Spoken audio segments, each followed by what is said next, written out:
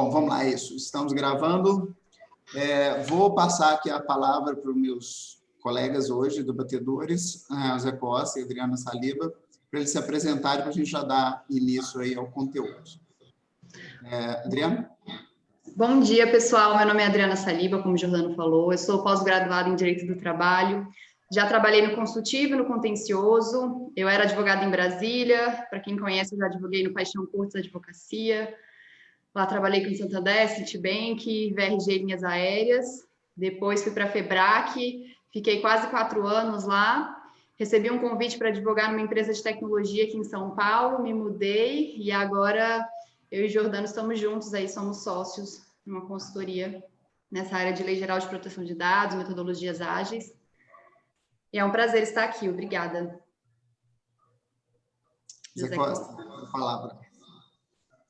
Vamos lá. Bom dia a todos, reiterando aí as palavras do Jordano, é um prazer estar aqui com todos vocês para a gente discutir e tentar aprofundar minimamente na questão da adequação das nossas organizações à Lei Geral de Proteção de Dados. Sou sócio fundador da Costa Jorge, Sociedade de Advogados, e, como tal, nós atuamos não só na área sindical, na área das empresas de prestação de serviço, mas em indústrias, temos aqui, inclusive, audiência da área industrial, frigorífica, estou vendo aqui o Ítalo. Portanto, eu acho que é uma boa oportunidade para a gente estar desenvolvendo, né, este debate e aprofundar minimamente, como eu disse, na legislação nova, que terá seguramente, como o Jordano terá a oportunidade de explicar, enormes implicações para as nossas empresas, nossas organizações. Reitero, é um prazer estar com todos. Vamos lá, vamos seguir. Vamos lá. Então, antes de começar a compartilhar a tela com vocês aqui, a gente preparou uma apresentação um pouquinho mais estruturada, mas eu gosto sempre de começar a abordagem da Lei Geral de Proteção de Dados, não pelo caminho que eu acho que está sendo mais utilizado quando se fala, né, para os empresários, com relação às sanções, aquela multa que pode chegar a 50 milhões, né, de reais em caso de descumprimento. A gente vai passar por isso tudo na apresentação, mas eu chamo a atenção, eu gostaria, assim, para a gente entender, e até para seja feita uma sensibilização com relação à Lei Geral de Proteção de Dados, para que nos coloquemos no papel, na condição de titular de dados, né? Nós estamos vivendo hoje uma economia baseada em dados, né? A gente pode ver que as empresas mais valiosas do mundo, hoje em dia, são empresas ligadas aos dados, né? A gente vê Facebook da vida. Facebook, qual é? Rede social, Instagram, né? Seus braços. Qual o produto? O produto somos nós, na verdade, né? Quando o serviço é gratuito, não tem almoço grátis, então pode desconfiar, né? Quando você está utilizando de forma gratuita determinado serviço, você é o produto. Nós somos. Quem gera conteúdo para o Facebook, por exemplo, somos nós, através das postagens, compartilhamentos. Então, as nossas informações é que têm validade.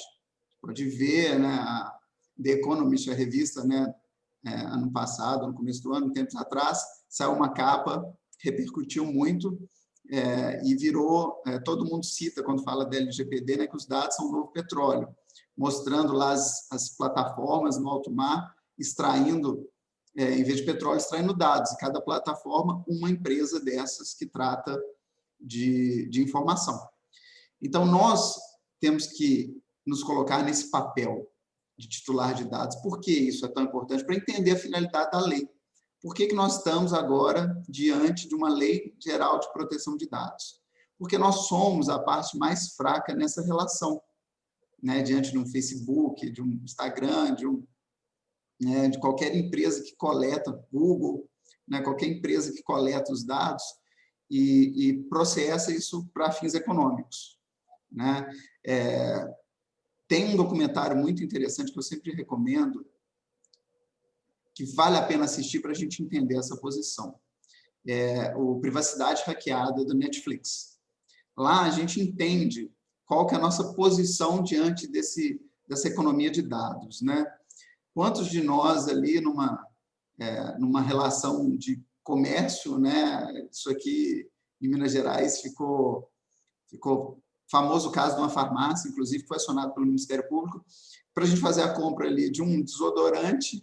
Eles pediam nome, CPF, endereço, e vários dados, né, que a gente inadvertidamente entrega, achando que isso não tem problema, que isso não tem implicação, né? Por exemplo, dentro desse cenário, qual a consequência disso?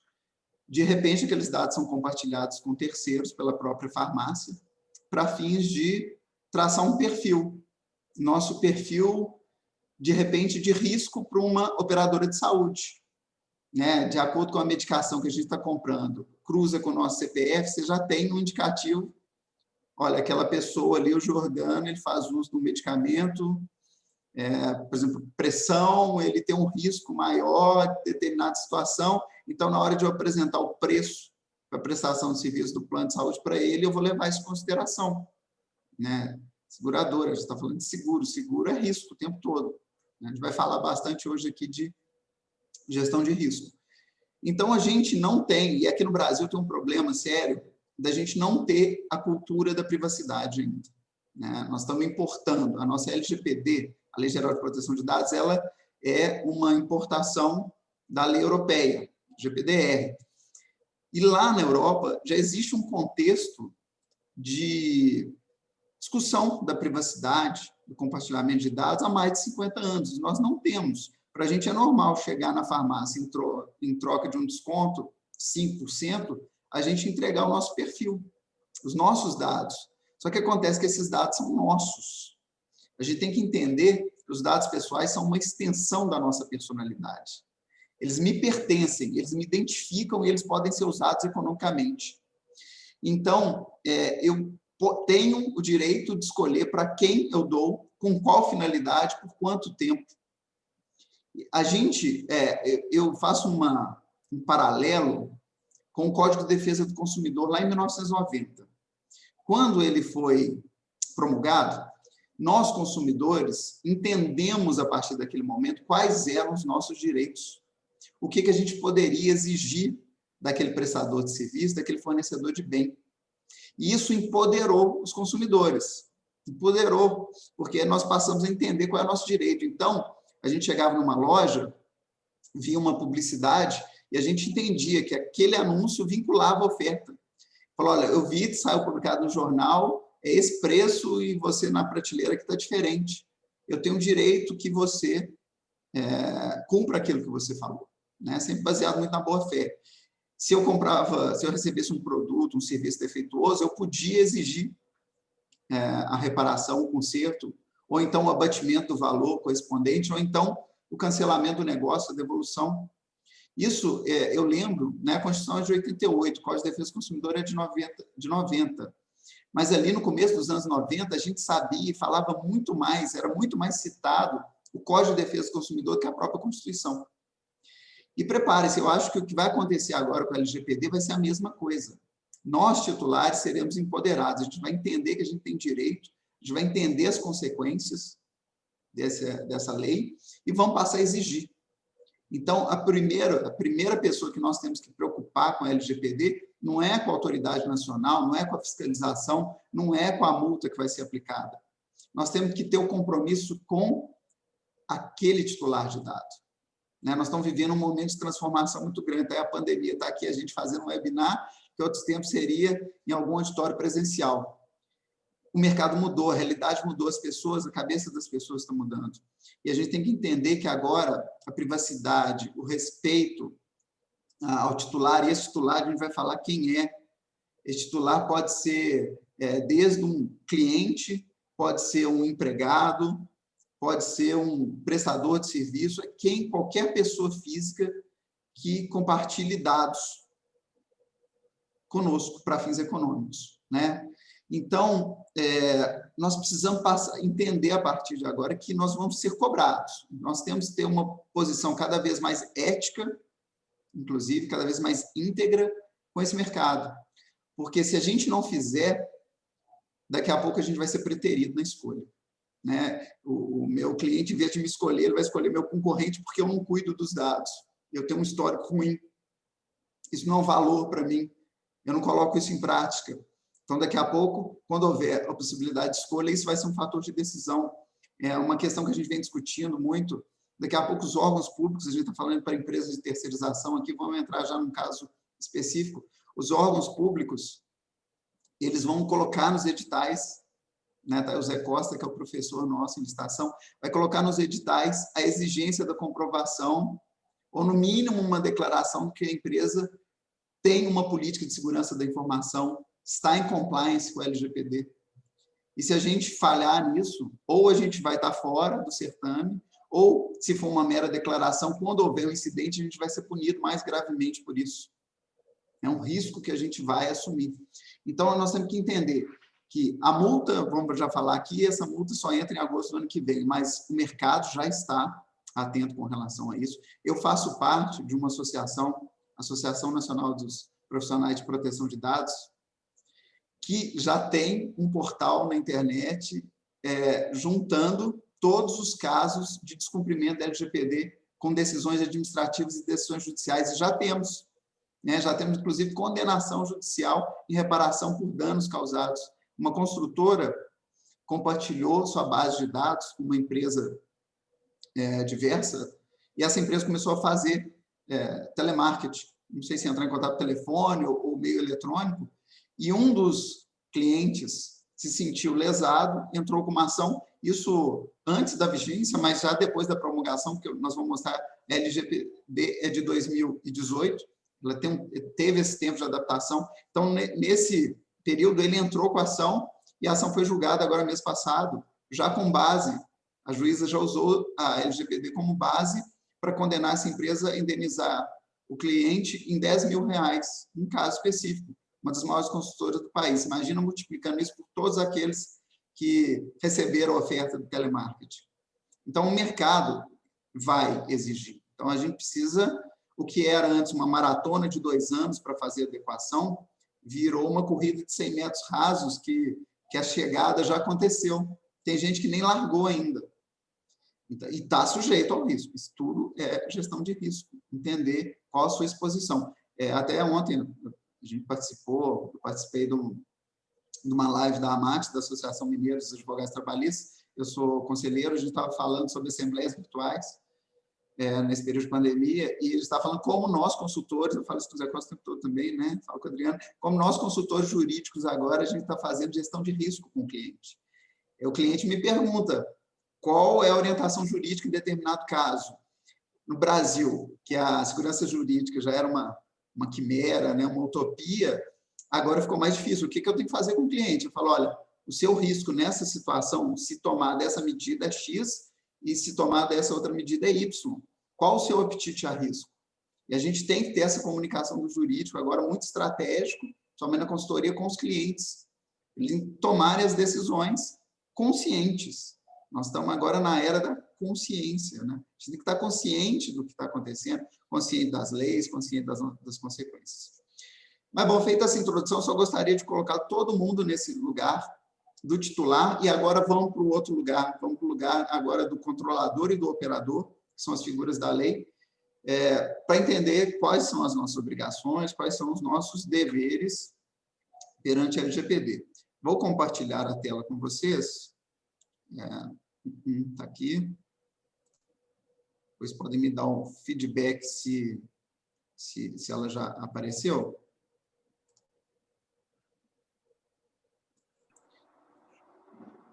Aqui apareceu, Jordano. Então, vamos lá. Rafaela falando. Oi, obrigado, Rafaela. Você vai dando feedback para a gente. Já está carregando aqui o fundo ainda. Mas, bom, hoje nós vamos falar aqui sobre, então, a Lei Geral de Proteção de Dados.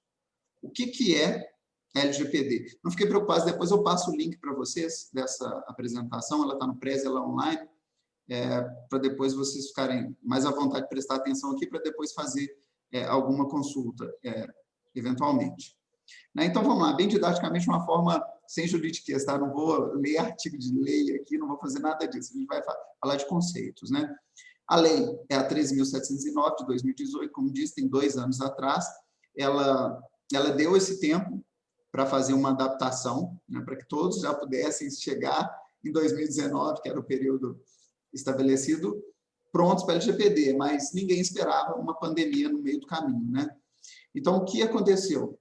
Houve, inclusive, uma discussão, através de medida provisória, adiando a vigência da LGPD para o ano que vem. Só que na tramitação dessa MP, mais uma vez, né, a dificuldade da segurança jurídica, na tramitação, houve uma discussão, a Câmara dos Deputados, no penúltimo dia da possibilidade de apreciação da medida provisória, através de uma emenda, jogou a vigência da LGPD para 31 de dezembro, sendo que a MP estava mandando para agosto do ano que vem. E já foi um susto para todos, ninguém esperava, todo mundo em modo de sobrevivência, né, com a pandemia. De repente ficou assustado. Bom, mas pelo menos temos até 31 de dezembro para adequar. No dia seguinte, o Senado, apreciando a medida provisória, falou que não, que anteriormente já tinha sido promulgada uma lei, a 14.010, de autoria do senador Anastasia, aqui de Minas, que já tinha jogado para 1º de agosto do ano que vem a aplicação das sanções administrativas. Então, essa matéria já tinha sido apreciada, ela não poderia ser objeto de nova apreciação na casa. Simplesmente excluiu do texto da medida provisória esse artigo. Excluindo, volta o texto da lei 3.709, que já tinha sido modificada, jogando a vigência para agosto. Então, assim que a medida provisória foi promulgada, no dia 18 do mês passado, está aqui quando ela entrou em vigor, quando o presidente, né, na verdade, sancionou a lei, a medida provisória, a lei anterior da LGPD passou a vigir. Então, nesse dia, todo mundo já tinha que observar, com exceção de 2 artigos, que são as medidas administrativas, tudo aquilo que estava estabelecido na lei. Então, hoje, ela já está em vigor.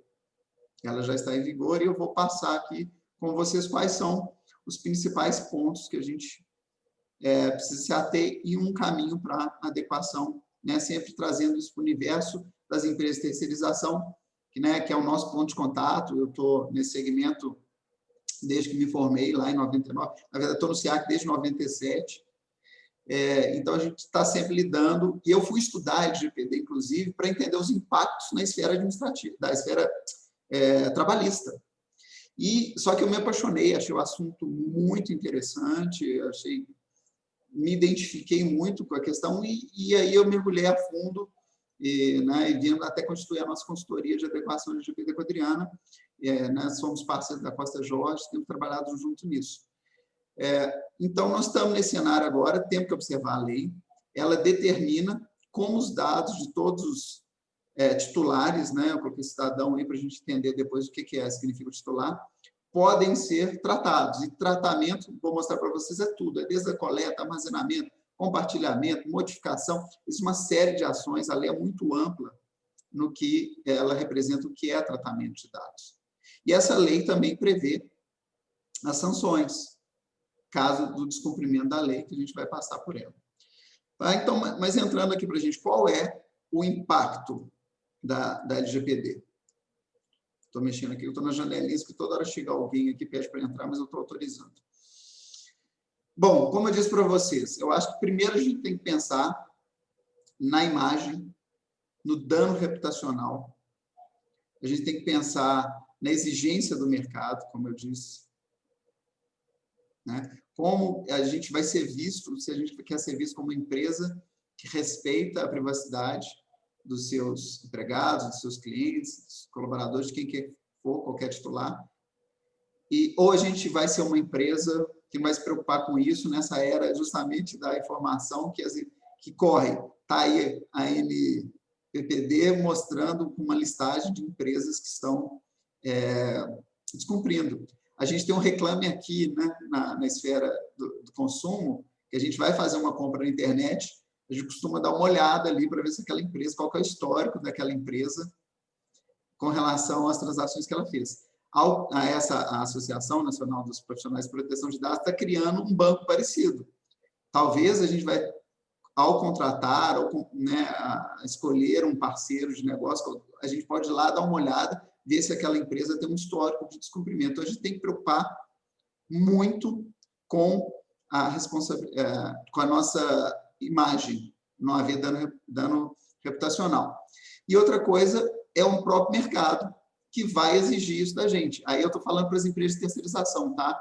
Eu falo porque quando nós fomos contratados pelos tomadores do serviço, eles vão verificar se a nossa empresa está adequada à LGPD. Por quê? Porque nós seremos solidários. Se eu vazar os dados que eu recebi pessoais do meu tomador de serviço, e no nosso segmento isso é crítico, né? A gente recebe muitos dados, basta pensar em um serviço de, por exemplo, portaria que tem controle de acesso. Se eu vazo, se o meu funcionário vaza os dados do tomador de serviço, nós somos responsáveis solidários. E o que significa ser responsável solidário? Significa que o titular que teve o direito respeitado pode acionar tanto a mim, prestador de serviço, quanto o tomador de serviço, não importa quem vazou.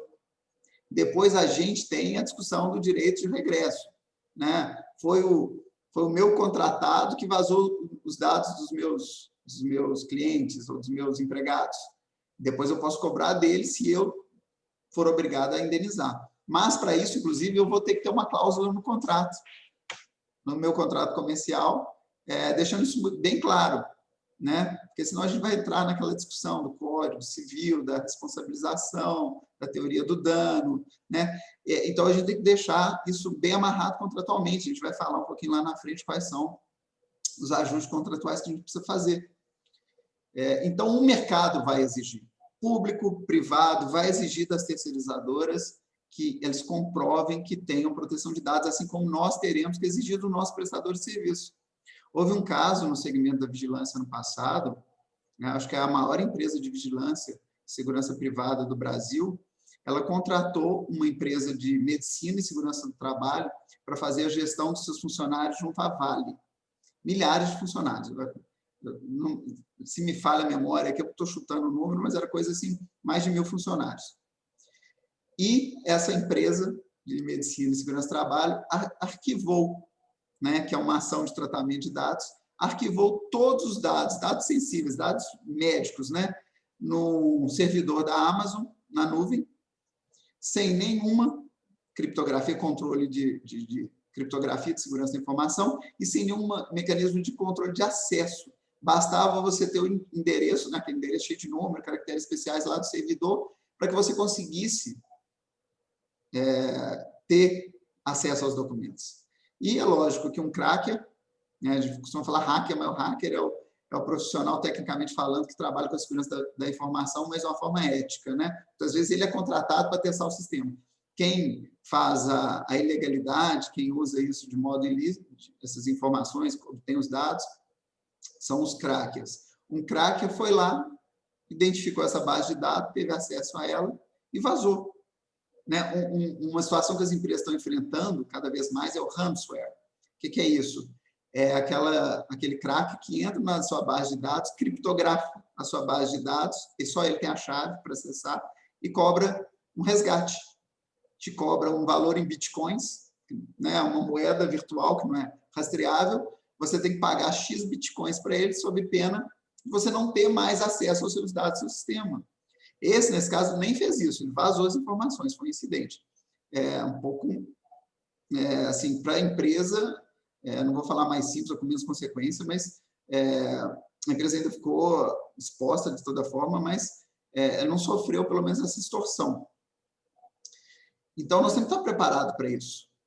Tem valor, né? Inclusive, agora, sabendo que a empresa, ela tem que, caso um incidente desse aconteça, ela tem que trazer isso a público, tem que comunicar à Autoridade Nacional de Proteção de Dados, nós vamos falar dela, tem que comunicar aos titulares, né, e dar publicidade para isso. Um incidente desse tem muito mais valor, muito mais impacto. Então, a recompensa, né, o resgate é mais caro também. Então, nesse caso, a lei ainda não estava vigente, né, nesse caso dessa empresa de segurança, mas, se fosse hoje em dia, com certeza ela estaria enquadrada aqui na violação da LGPD. Mas, de qualquer forma, vazou a informação e isso é um dano reputacional. Aquela empresa de medicina e segurança do trabalho, eu acho que ela nem deve existir mais. Quem vai contratar com essa empresa depois de uma ocorrência dessa? né? E após quem foi responsabilizado foi a empresa de vigilância, pela Vale, né? Falando pelo tomador de serviço, já que não tinha ainda multa da autoridade nacional.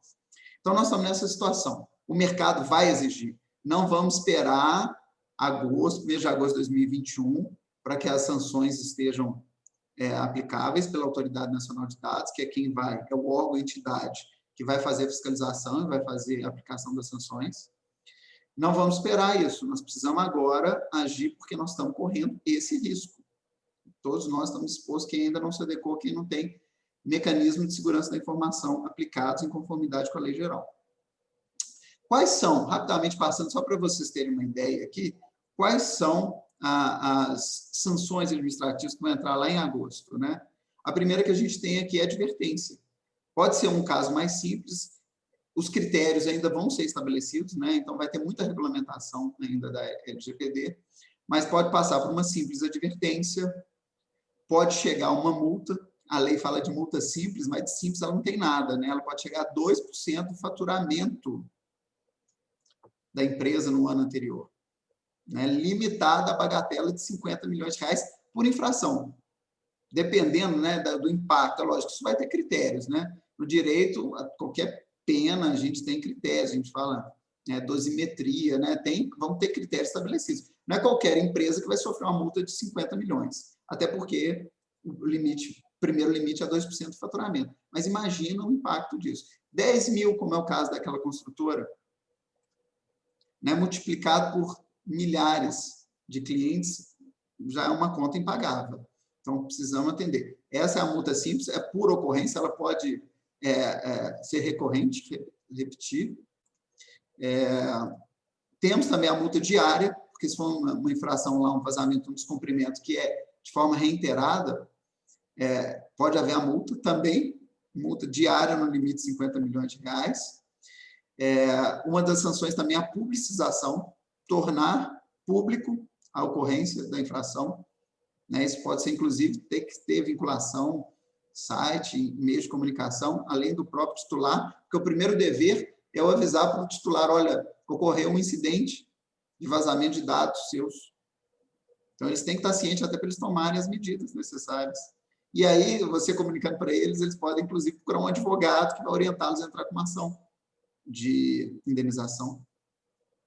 Outra sanção importante, bloqueio de dados. Se é um negócio que tem utilização de base de dados, você não poder acessar a sua base de dados enquanto não for regularizada aquela infração.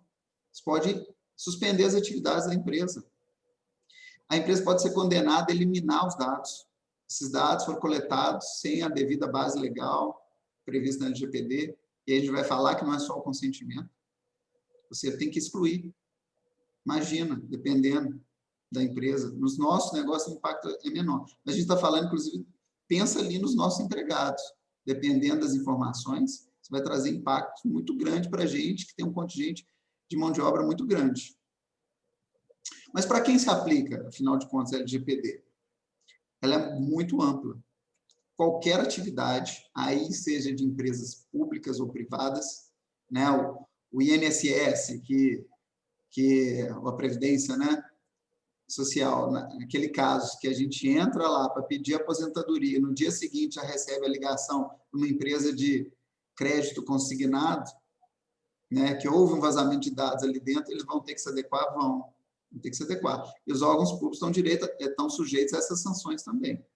Vai haver regulamentação, como eu disse, vamos entender como isso vai funcionar, mas, e litigar contra a administração pública, a gente sabe quão moroso é, e depois a gente ganha, recebe um precatório que vai entrar numa fila para ser pago, só Deus lá quando, né? Meu pai tem precatório aí com mais de 30 anos, aguardando pagamento. Ele já colocou isso aí vai ser herança para os filhos, quiçá para os netos, né? Se a gente receber.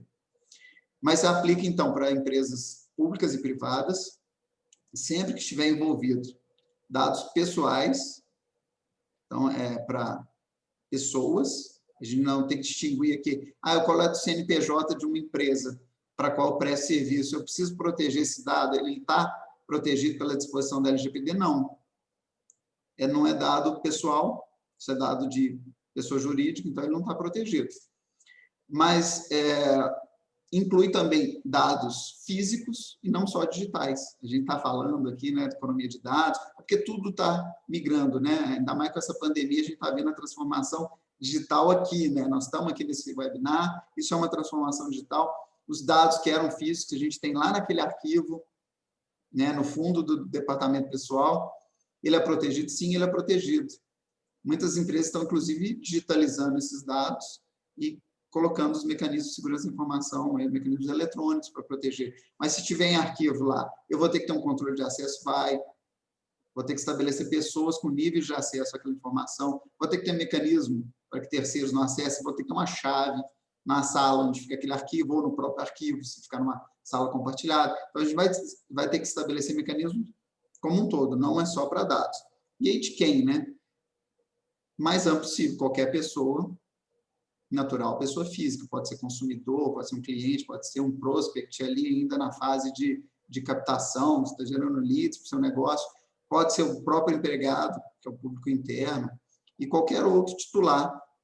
Por exemplo, um dado de endereço, de CPF, de um sócio de uma empresa que está assinando um contrato de prestação de serviço com você. Esse dado é protegido da empresa, não. O CNPJ, o endereço da empresa, os dados da empresa, não. Mas do administrador, daquela pessoa que está firmando o contrato, sim. Então, a gente tem dados ali envolvidos, são dados que estão sendo tratados, que a gente precisa adequar à lei. Né? Aí traz alguns conceitos chaves para a gente já entender a lei geral. Como diz, não vou ler artigo, vocês podem ver que eu acho que não tem nenhum artigo citado nessa apresentação, porque eu quero que vocês se atenham ao conceito. Né? Depois a gente pode discutir mais profundamente a parte jurídica, mas a intenção da palestra não é essa, até para não ficar chato. Titular, que é chamado, que eu estou falando aqui desde o começo, é qualquer pessoa a que se refere os dados pessoais, que são objeto de qualquer tipo de tratamento. Eu vou falar o que é tratamento. A lei traz algumas ações. Pode ser a coleta, a produção, a recepção. Olha só, não vou ler tudo, não. Classificação, acesso, reprodução, arquivamento, armazenamento, edição, modificação, transferência, extração. Tudo isso, e essa listagem, ela não é, como a gente fala, ela não esgota todas as ações, ela é meramente exemplificativa, ela não é taxativa. Então, qualquer ação ali de dado pessoal vai estar protegida pela LGPD.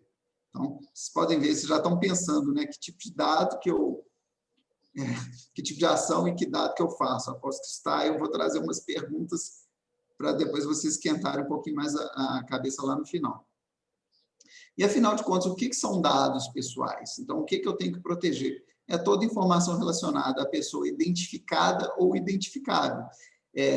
Não se limita ali ao nome, está ali sobrenome, idade, endereço, placa do carro, o endereço do acesso, né, Internet Protocol, os dados históricos de compra. Isso também são alguns exemplos que a lei também não esgota, mas sempre que você tiver um dado que você puder identificar uma pessoa, a gente está falando de dado protegido pelo LGPD. Né? Por exemplo, aqui, em poucas perguntas eu consigo, às vezes, num determinado contexto, identificar uma pessoa sem pegar nenhum dado, sem um nome, sem nada.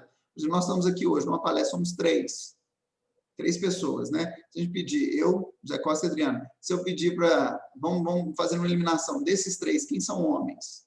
Eliminou a Adriana, fico eu, José Costa. Desses dois, né? Quem está em Belo Horizonte nesse determinado momento? José Costa está em Belo Horizonte, eu não estou no interior. Então, com duas informações, dois dados, eu consegui identificar o José Costa, sem falar o nome dele, sem falar nada, né? Dos palestrantes aqui hoje.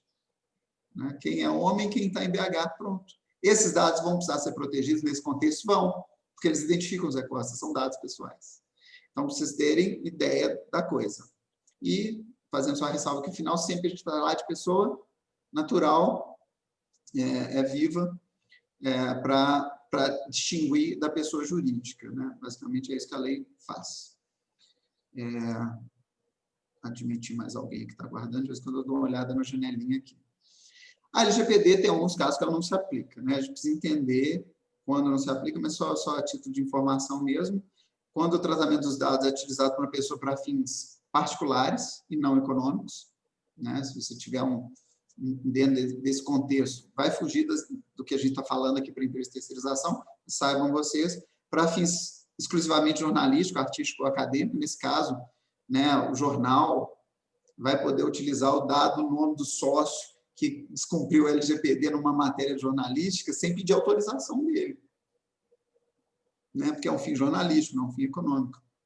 E também para tratamentos realizados para fins de segurança pública e defesa nacional. Então, o governo tem uma autorização específica, e isso é importante porque a gente presta muito serviço para órgão público, né?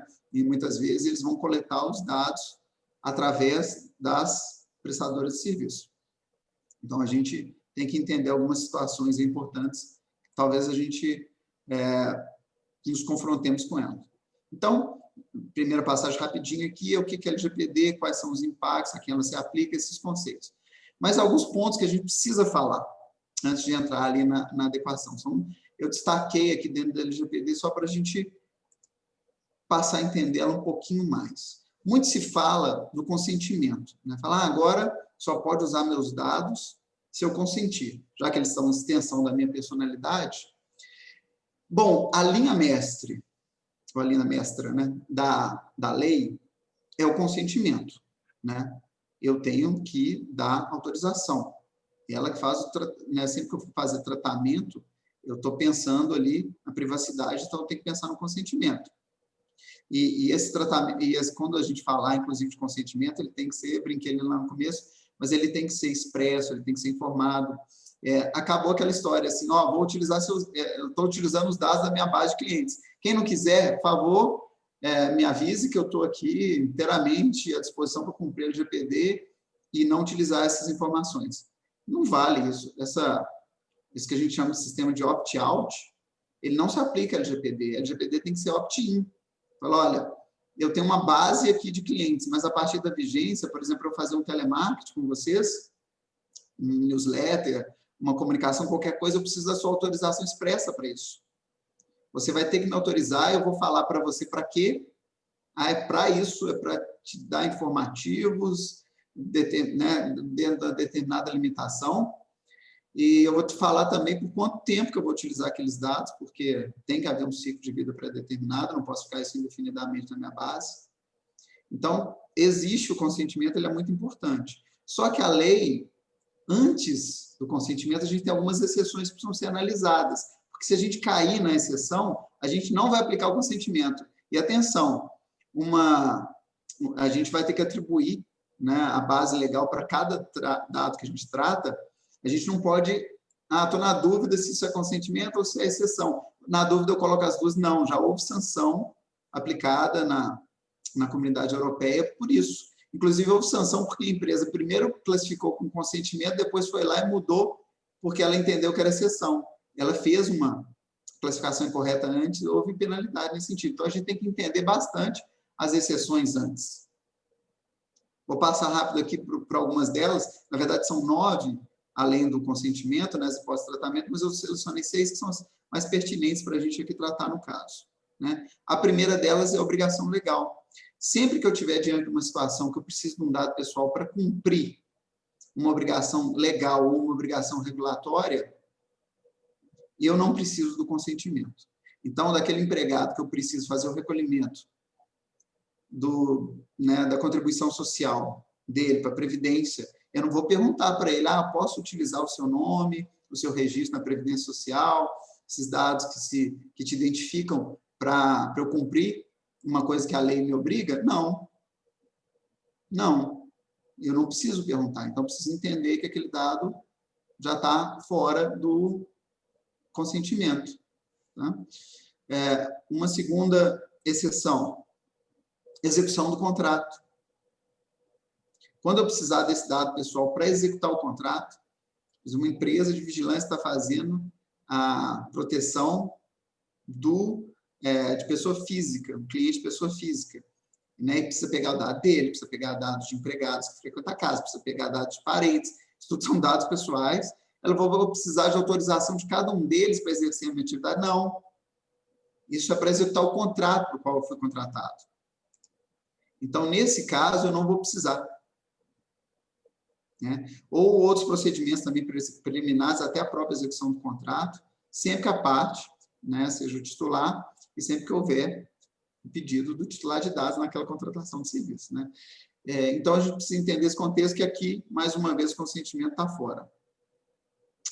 Um exercício regular de direito. Dá um exemplo para a gente aqui também, empresas de terceirização, um empregado numa ação trabalhista contra a empresa, né, discutindo, às vezes, ali um adicional de insalubridade, que tem dado de saúde, que é dado sensível, né, que merece mais proteção, que a lei destaca mais proteção, vou explicar daqui a pouco, né, uma periculosidade, ou seja, eu preciso de autorização do ex-empregado que entrou com a ação para juntar no processo um relatório médico com esses dados sensíveis? Também não preciso, né? Não preciso. Eu estou no exercício regular do meu direito de defesa numa ação judicial. Então, eu tenho que entender. Mas isso não quer dizer, isso é uma discussão que a gente estava tendo outro dia, não quer dizer que agora eu posso juntar nos processos, eu deve ter alguns colegas advogados acompanhando, né, da doutora Rafaela, tenho certeza que com outros, se eu não vou ter que tomar cuidado especiais ali na juntada daquele documento no PJE. O PJE não tem um acesso público, né? Quantas informações? Eu estava conversando semana passada com um colega de faculdade, que hoje em dia é juiz de trabalho, a gente estava conversando até de uma hipótese, de um caso de vazamento de deepfake. Esse caso me assustou muito, eu falei que ia usar ele aqui na palestra. Um sistema na Rússia, pegando fotos de mulheres e de crianças em redes sociais, e esse sistema, ele através de um mecanismo de Photoshop, né, de computação gráfica, apaga a roupa das pessoas e estava compartilhando isso, inclusive em redes de pedofilia. Olha o nível que nós chegamos. Então, a discussão da privacidade vai muito mais a fundo. Que nível de exposição que eu vou ter agora? Eu li esse negócio, deu vontade de eu fechar meu Instagram, proibir minha filha de postar foto, né? Mas eu estava conversando com ele, com o Rodrigo, o juiz, falando desse caso, ele falou assim, nós, no âmbito aqui do PJE, assim que o PJE foi implantado, a gente não tinha mecanismo de proteção do sistema. Teve o caso de uma advogada no TRT da 2ª Região de São Paulo, que num dia baixou mais de 10 mil processos, com todos os dados pessoais que estavam ali dentro, dados médicos, dados de endereço, dados de horário de trabalho, de localização. Imagina essa base de dados. Então, quando a gente for fazer a juntada de um documento, de repente nós vamos ter que pedir, mesmo que aquela ação não tenha sigilo, né, na tramitação, de repente vai ter que pedir que aquele documento seja considerado como sigiloso, para o quê? Pensando na privacidade. É no cotidiano mesmo que as coisas vão se apresentar. Sabe? Toda essa dificuldade que a gente vai enfrentar daqui para frente. Agora, o PJE já não permite mais fazer isso, mas no começo permitiu, e tem essa base de dados todas expostas. Né? A LGPD, inclusive, essa questão de dados vai continuar havendo vazamento, a gente vai ter empresas mesmo, né, que vão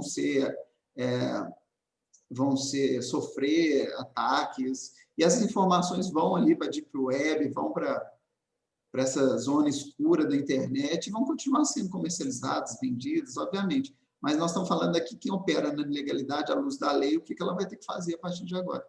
E a gente, advogado, a gente vai ter que tomar esses cuidados, né? Nós vamos ter que ter a política de compliance implementada, a LGPD. Então, tudo isso vai ser... Né? Eu, como advogado, eu já tenho os mecanismos adequados. Proteger o meu contrato de honorários, ele tem um capítulo inteiro sobre proteção de dados, né? Que eu me comprometo com os meus clientes. Eu estou dando eu estou assumindo esse compromisso, porque eu não posso falar de LGPD e não também fazer o que eu estou falando, né? A gente tem que trabalhar dentro de uma integridade. Então, o exercício regular é mais um, avançando. A gente controla meu horário aí, se eu estiver muito devagar, viu, Adriano? Zé Costa, me dá um puxão de orelha aqui que eu me empolgo. Proteção à vida é uma outra também exceção ao consentimento, né? Isso na área de saúde é crítico. Eu não vou pedir o consentimento determinado paciente para tratar um dado pessoal dele, descobrir um histórico médico ali numa situação de emergência, sendo que eu estou diante do risco de morte. Então, é a proteção à vida. Isso vai impactar muito a área de saúde. Aliás, a área de saúde é super impactada. Legítimo interesse. Isso é uma exceção também, onde eu não preciso do consentimento, mas essa aqui é que vai precisar de regulamentação mesmo, a gente vai precisar entender muito bem o que é o legítimo interesse, porque algumas atividades econômicas eu preciso do dado pessoal, mesmo sem o consentimento, para que eu possa exercer, inclusive, aquela atividade econômica. Mas nessa situação, isso aí vai ser a exceção da exceção. Para esse caso, inclusive, eu vou precisar de uma série de cumprir outras obrigações estabelecidas na lei, inclusive com a elaboração de um relatório de impacto, para mostrar que medidas adicionais de segurança eu tenho, por que eu estou utilizando essa base, mas é um coringa que está na lei, que a gente vai precisar estudar bastante e entender isso muito melhor. Né? A proteção ao crédito também é uma exceção. Eu estava dando uma palestra, tinha empresas que fazem cooperativas, né, que tem aquela questão de proteção do crédito, de cadastro de inadimplentes, as próprias entidades sindicais eles têm isso. A proteção ao crédito é uma exceção. Né? Se eu estou lá, devedor, lá no Serasa, o Serasa está divulgando meus dados lá, meu nome na lista, que é um dado pessoal, eu não posso exigir que ele retire da base de dados, porque a lei autoriza essa hipótese de tratamento de dados, porque está fazendo a proteção ao crédito. Então, basicamente, essas são as exceções ao consentimento, à necessidade de consentimento. E, a partir daí, a partir da lei, como eu disse, voltando ali para o início, quando eu falei do empoderamento, quais são os direitos que os titulares passam a ter com a LGPD agora? Eles têm vários. Eu destaquei algum deles aqui só para vocês terem uma ideia. Ele tem direito à informação. Ele pode nos acionar, perguntar quais são os dados que eu tenho dele na minha base. E eu vou ter um prazo, 15 dias, para responder. Se eu perder esse prazo, ele pode entrar com uma ação de indenização. Pode haver uma denúncia à Autoridade Nacional de Dados. Então, a partir daqui já pode gerar um direito, né, direito de indenizar uma responsabilidade patrimonial para da empresa. Ele tem direito a acessar a informação a qualquer momento. Ele tem direito a pedir a retificação, que os dados estão errados, corrija. Tem direito a cancelar quando a gente estiver falando de consentimento, né? Eu posso cancelar a qualquer momento sem justificativa. Qualquer momento. Eu posso me opor à utilização dos meus dados pessoais, né? Se não for das hipóteses de exceção, né? Sempre falando assim. E eu tenho direito à minha portabilidade. Portabilidade de dados, como assim, né? E eu estou aqui, eu sempre faço tudo ouvindo música, adoro o Spotify. Spotify tem todo o meu perfil de preferência musical. A partir de amanhã eu quero ir para Amazon Music, para o Deezer, e eu quero levar as minhas playlists, eu quero a minha preferência. Eu não quero mais que o Spotify tenha essas informações. Eu posso acioná-lo, posso pedir a portabilidade, posso pedir a exclusão dos dados. Então, isso tudo eu tenho todos esses prazos. E a gente, como empresa de terceirização, a gente tem que pensar nisso. Se o meu cliente ali, eu controlo, eu tenho uma base de dados do cliente. Se ele mudar de prestador de serviço, ele pode exigir, no final do contrato, essa portabilidade, inclusive. Então, traz essa série de direitos e a cada direito vai corresponder a um dever da empresa. Rapidamente vou passar aqui também para a gente entender o que já está valendo na LGPD a partir do dia 1º, dia 18 de agosto, o que já está vigente que as empresas precisam observar. Né? Ela tem a obrigação a confirmar, sempre que solicitada, a existência do tratamento de dados. Quais são os dados, que tipo de tratamento, para qual finalidade, esses dados são compartilhados, inclusive compartilhamento tem que ser informado. Né? Então, existe uma série de situações que a empresa já vai ter que lidar com isso. Acessibilidade, como eu disse para vocês, como ele tem o direito a saber das informações, ele tem que ter acesso a esses dados. Então, já tem que ter tudo pronto para, no prazo estipulado por lei, que eu possa cumprir essa obrigação. Obrigação de corrigir. efetuar a correção dos dados que sejam incompletos, inexatos ou desatualizados. Então, aquela preocupação lá do DP de manter os dados atualizados é muito importante. Então, às vezes, né, quantas vezes a ação trabalhista, a gente recebe as informações, o empregado está lá pedindo horas extras, a gente pede o contrato de trabalho, contrata um horário completamente diferente daqueles registros, porque mudou o horário no decorrer dos anos, a gente não atualizou. Sabe? Então, eu estou dando uma hipótese que não é dado pessoal, né? Deixar isso claro, mas precisa entender. Mas dado pessoal é uma estado civil, casado, separou, tem que atualizar o banco, né? Quantos filhos, aquela questão toda, né? Um direito a um benefício previdenciário que o empregado não teve acesso porque os dados estavam desatualizados. Então, já existem essas consequências na esfera civil, administrativa, vai ter agora sob o âmbito também da LGPD, que pode gerar um dano moral à parte, a mais, além daqueles outros previstos. Então, a gente tem que ter essa mentalidade. Direito à anonimização, bloqueio ou eliminação de dados. O que é anonimização? Tornar aquele dado pessoal não identificável. Né? Eu posso, muitas vezes, ter uma base de dados que eu preciso ter. Eu fiz uma palestra no passado, no consórcio de empresas que atuam na área de saúde no âmbito das prefeituras, né? O pessoal ficou muito preocupado. Mas eu preciso de dados para fazer, inclusive, orientar políticas de saúde. Eu vou poder utilizar ou não, né? Independente daquela exceção lá da proteção à vida, não é o caso específico, mas aí desde que ele anonimize os dados, né?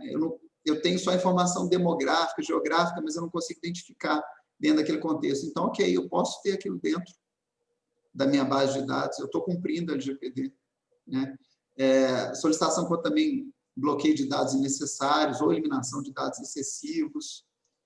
Nós temos que fazer uma mudança de mentalidade. Se antes a gente tinha a mudança do Big Data, quanto mais dados eu coletar, melhor, já que dado é o novo petróleo, né? Eu vou ter bastante dado aqui na minha base, porque isso pode representar em algum momento, de alguma forma, uma vantagem comercial competitiva. Então, a gente tinha essa ideia de extrair dados, coletar dados. Mas o conceito da LGPD agora é outro. É o da adequação, da finalidade. A gente passa para o conceito do small data. Quanto menos dados eu tiver, menos risco eu vou estar exposto.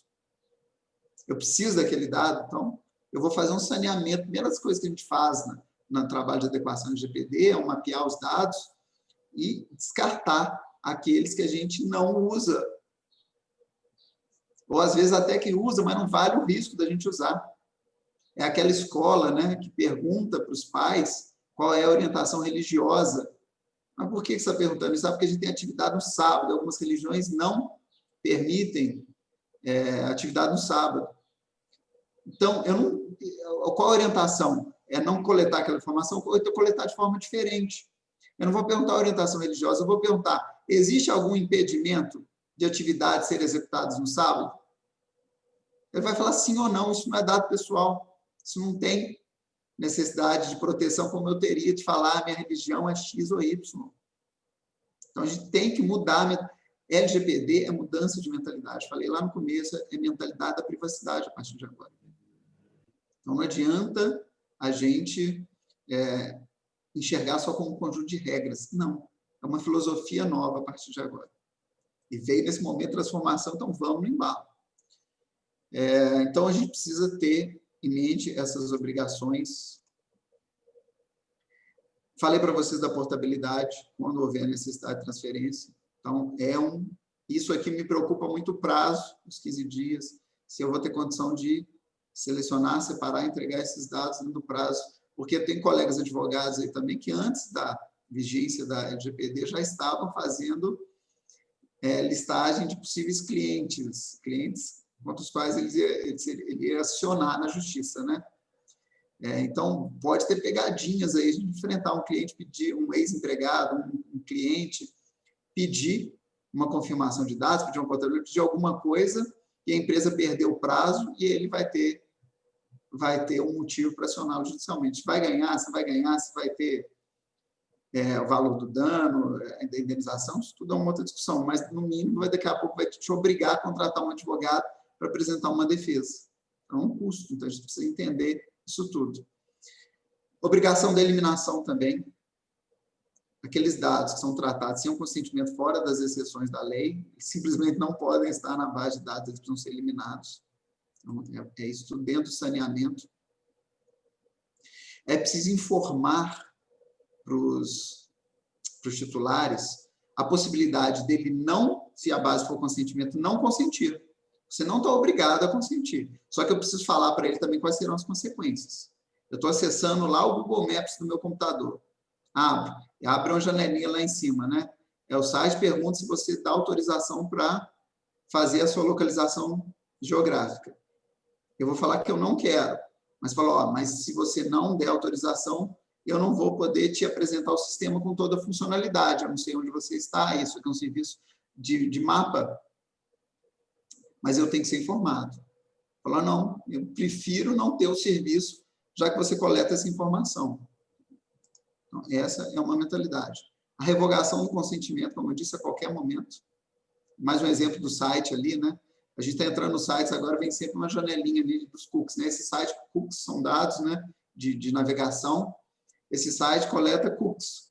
Você está de acordo, você dá o aceite ou não. A gente vai lá, dá o aceite e some aquela janela.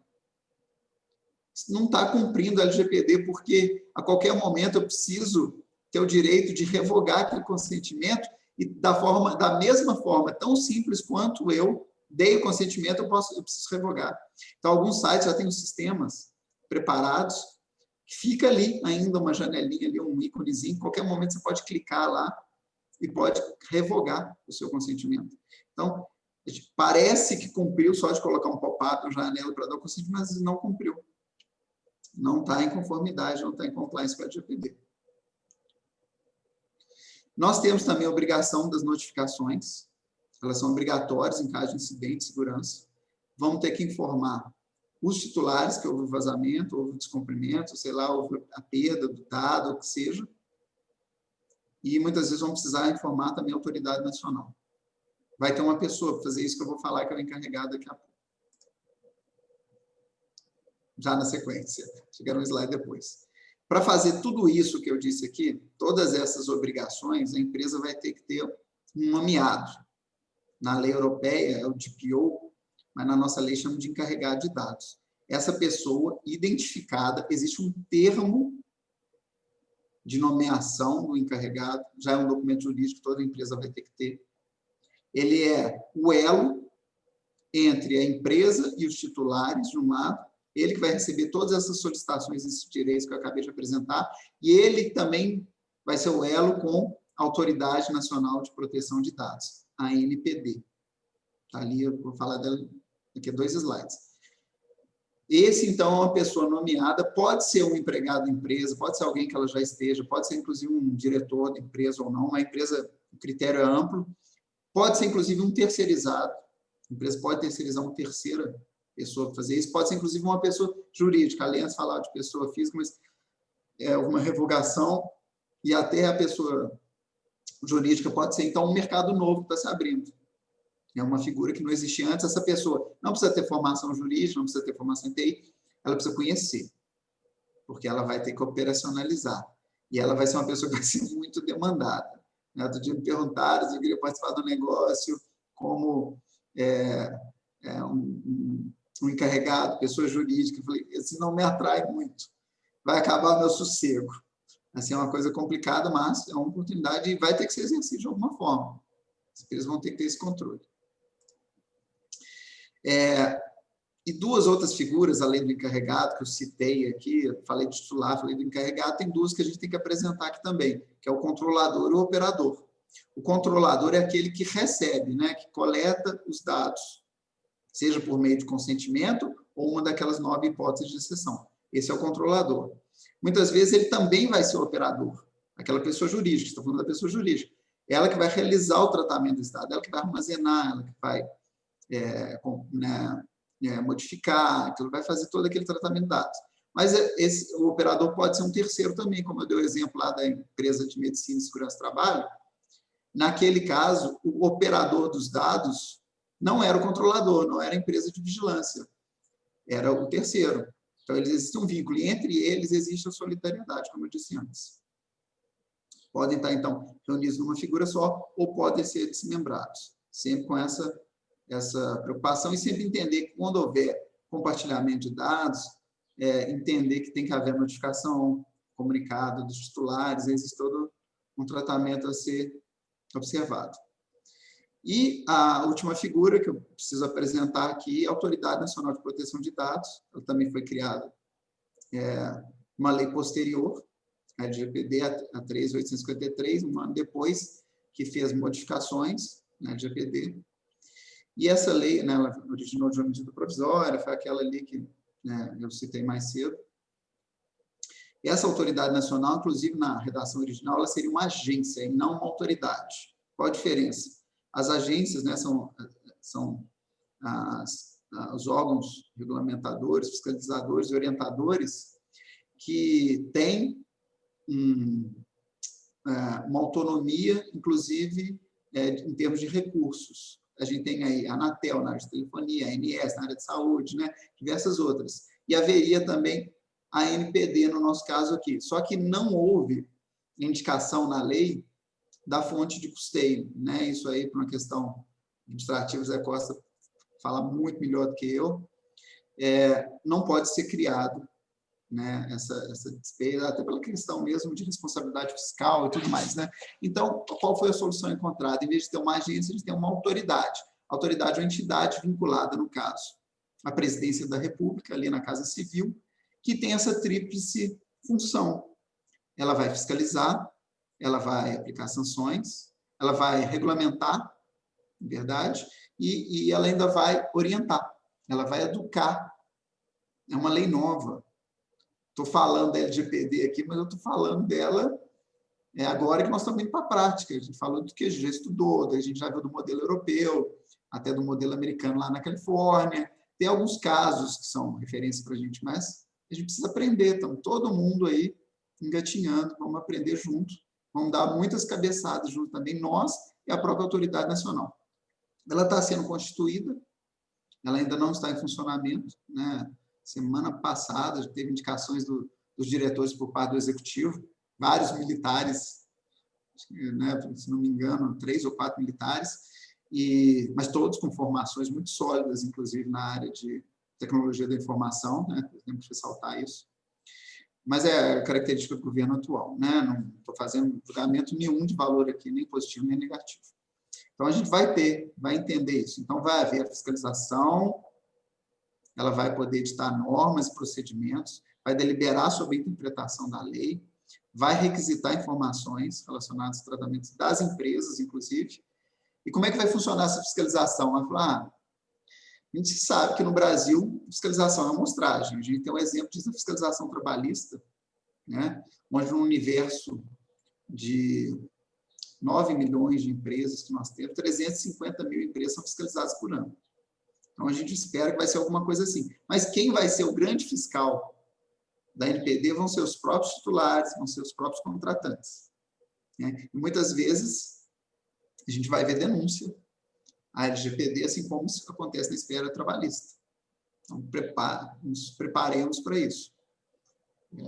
Então, tem esse papel da fiscalização, tem o papel da sanção, aquelas que eu falei lá no começo, da multa, bloqueio, eliminação, publicização, todas aquelas. É lógico que isso também vai ser regulamentado para a gente entender qual vai ser a gradação dessas penas, mas vão ser aplicadas pela ANPD, que também vai fazer a comunicação, a educação, difusão de conhecimento para a gente interpretar a lei, dar alguma segurança jurídica para a gente que está engatinhando aí nesse cenário da privacidade, né? Então, estudos, estabelecimento de padrões, diretrizes, isso tudo vai vir da Autoridade Nacional de Dados. Bom, dessa parte é o que eu gostaria de falar, os principais pontos. Vou passar rapidamente agora aqui, como é que está o nosso horário aqui, alguns minutos aqui, vou acelerar um pouquinho mais, mas a gente já está terminando, eu vou passar daqui a pouco para a Adriana e a gente abre aqui para a gente fazer algum debate, alguma discussão. Na prática, agora, expliquei, entendi dos direitos, entendi das obrigações, sei alguns conceitos-chave da LGPD, que isso aqui nós estamos esgotando, nós estamos fazendo um primeiro estudo, com certeza haverá muitos outros, né? A gente terá outras oportunidades. Mas vamos lá ver a LGPD na prática. Aqui a gente tem que pensar num modelo para adequação, o modelo do PDCA. Né? A gente vai rodar um PDCA aqui dentro da LGPD. Então, como que a gente vai preparar? Né? Primeira coisa que a gente tem que fazer dentro desse ciclo, né, de compliance, de adequação à LGPD, é começar pela avaliação. Desculpa, pela identificação, o diagnóstico. Né? Então, vou trazer algumas perguntas-chave para a gente já ir pensando aqui, depois vocês podem rever essa apresentação, que eu tenho que instigar primeiro, para depois a gente atuar. Né? A empresa, né, nossa empresa, nós, somente pensando na terceirização, sabemos quais os dados que hoje em dia a gente tem em nossa base? Porque o primeiro papel, eu vou mostrar ali para vocês, no comecinho, é fazer o cadastramento das atividades de tratamento de dados. Primeiro, nós temos que saber o que acontece com a gente na consultoria. A gente chega para o cliente, quantas rotinas, quantas atividades de tratamento de dados você tem? Vai falar, deve ter uns 10. A gente vai, na hora de mapear, tem 20, 30, 40. Então, a gente não conhece. Então, a gente tem que conhecer. A gente sabe onde é que esses dados estão localizados? Eletrônico ou físico? A empresa que fazia medicina e segurança do trabalho sabia que estava lá, mas não sabia que tinha mecanismo de controle. Então, não sabia da exposição do risco dela. Ela sabe, nós, né, sabemos como esses dados são usados, que tratamento ele sofre, por onde ele passa, quem tem acesso. Né, sabe o fluxo, que a gente fala, né, do data flow, né, ali dos dados. A gente sabe desse fluxo de dados, nós precisamos pensar nisso. Depois de feita essa identificação, aí a gente vai para a avaliação. Respondemos todas essas perguntas. Mas como nós classificamos nossos dados? A gente sabe que tipo de dado que a gente tem. Esse dado, primeiro, ele é pessoal ou não é? Ele é de pessoa física ou é de pessoa jurídica? Porque eu já elimino. Aí começa a entrar no próximo tópico, né? Da gente avaliar quais são os riscos de privacidade nessas operações. Eu coletar a orientação religiosa é um risco, eu coletar se pode haver atividade no sábado é um completamente diferente. Então, a gente faz essa avaliação dos dados dentro da operação. Nós estamos envolvidos em atividades de processamento de alto risco, que pode exigir controles adicionais. Os dados sensíveis, né? O que é dado sensível? São dados que podem comprometer, de alguma forma, mais profunda o titular.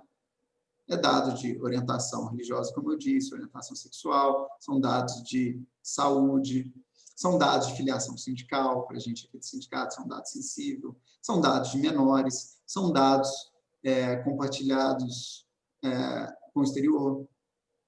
Não compartilho dado no exterior, não. Mas eu tenho aqui um Google Drive, que eu salvo ali as informações. E esse servidor está onde? Está no Brasil? O da Amazon está onde? Está no Brasil? A gente tem que entender, porque muitas vezes pode passar desapercebido e a gente está num risco que a gente não imagina. Próximo passo é a gente começar a executar. Né? Quem é o responsável? Começar a atribuir níveis de autorização para acessar as informações. Eu tenho que ter isso mapeado. Senão, não estou controlando. Quais são as áreas de negócio que atendem e quais são as obrigações, né, de cada uma dessas áreas? Desculpa, que entendem quais são as suas obrigações. Ou seja, mudança de conhecimento, mudança cultural. Aqui a gente vai ter, dentro da execução, um trabalho muito forte de capacitação, de treinamento. Né? Isso vai ter que vir da alta direção, é o exemplo. E vai ter que ter um trabalho de base. No final, todo mundo tem que entender que cada funcionário, que cada colaborador, até terceirizado, é um agente de segurança da informação, é um encarregado de dados em última análise. É um oficial de proteção de dados, é um DPO. Então, tem que ter essa mudança cultural.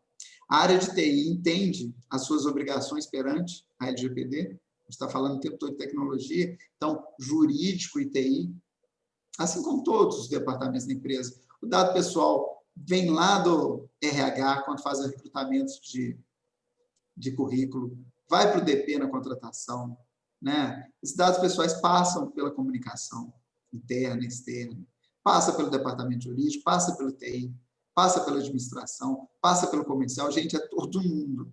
Tá? Aqui o TI, no primeiro momento, é todo mundo. Por isso que a gente fala em comitês multidisciplinares na aplicação da LGPD. É muito importante. E como é que, então, a área jurídica vai interagir com o TI e com esses outros departamentos? Quem está dando suporte? Nós estamos falando de uma lei, afinal das contas, né? É jurídico. Quem está dando suporte para a empresa se adequar? Essas provocações a gente precisa entender. E, no final, né, para fechar o ciclo do PDCA, a gente tem que monitorar. A adequação não vai ser um processo que a gente tenha ele depois da implantação do compliance pronto e acabado. O compliance, né, essa plataforma, esse framework, né, de compliance, ele é um mecanismo vivo, ele está o tempo todo tendo que ser revisto, porque os riscos mudam o tempo todo. As hipóteses de tratamento, a empresa começa a coletar dados que antes não coletavam, né? Vai ter regulamentação PNPD, mas aí a gente precisa entender, inclusive dentro da análise de risco, né? Onde é que nós estamos mais expostos? Eu vou mostrar ali o mapa de calor para vocês, porque a gente tem que atuar do que é mais urgente para o menos urgente, mas a gente tem que ter uma implantação da LGPD mínima, básica, que eu falo ali, pela minha experiência, em 20% do trabalho que a gente faz, a gente coloca em segurança 80% da empresa. Depois a gente vai ter que trabalhar incrementalmente esses 20% para diminuir a exposição do risco da empresa. Né? No monitoramento tem uma pergunta-chave que também, como nós podemos comprovar a conformidade. Tudo na LGPD está ligado ao conceito de accountability, né? Que é a possibilidade de auditoria. Porque se a autoridade nacional me questionar, se eu tiver uma ação judicial, sou eu que tenho que provar que eu estava adequado à LGPD. É aquela coisa, por que as empresas sofrem tanta condenação no justiça do trabalho? Porque são elas, muitas vezes, a responsável pela prova.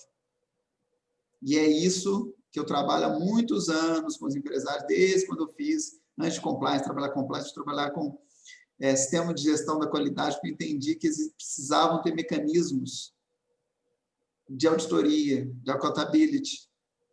Então, venho nessa jornada, eu sempre vislumbrei isso, porque eu via na prática quantas ações eu já sofri condenação, porque eu não tinha o documento, eu não pude fazer a prova. Então, essa é uma bandeira que eu levantei há muito tempo atrás, que eu não paro de assistir, e ela está se reforçando agora. Nós estamos vendo isso aqui, nós vimos na semana passada o E-Social, que estava morto, né? Parecia que ia morrer, voltou, e o E-Social vai ser um grande gerador de prova contra as empresas, então, mais do que nunca, elas têm que conhecer a lei, têm que se adequar, só para fazer um ganchinho aqui, de uma bandeira que eu trabalhei, levantei há muito tempo, que eu via que o E-Social seria uma exigência para o compliance, e é isso que vai acontecer. A gente tem que entender isso. Então, a empresa tem time de auditoria interna, externa, esse time está envolvido, né? A alta direção, o board, os executivos, eles estão envolvidos no processo de adequação à LGPD, porque o exemplo vem de cima. A LGPD vai ter que ser uma discussão permanente, assim como o compliance é. Em toda reunião a gente vai ter que discutir isso, tem que mostrar que isso está dentro da mentalidade da empresa. É o privacy by default, que a lei fala, né? Privacidade por padrão. E todo mecanismo, todo sistema novo que foi criado agora é o privacy by design, que é a criação do mecanismo sempre pensando na privacidade. Então, essas coisas precisam estar documentadas, evidenciadas, para que eu possa comprovar. Se eu fizer e não documentar, é como se não existisse. Então, a gente tem que entender todo esse contexto. Nós estamos sendo auditados, ou reportados a algum órgão regulador, lá no caso a ANPD, se a gente estiver numa situação dessa, a gente vai ter que ter a documentação. Então, né, esse ciclo é muito importante que a gente tenha consciência. No nosso caso, como a gente atua, né, na consultoria da Agile for All, agora mostrando um exemplo para vocês, a gente entende que não é possível fazer, ou pelo menos, possível né, mas não é possível a gente lidar com dados se a gente também não tiver um sistema de dados. A economia vai ficar muito mais difícil. Então, o que a gente fez? A gente foi buscar uma solução de tecnologia, né? Que ela usar a mesma arma da outra parte. A gente precisa fazer isso.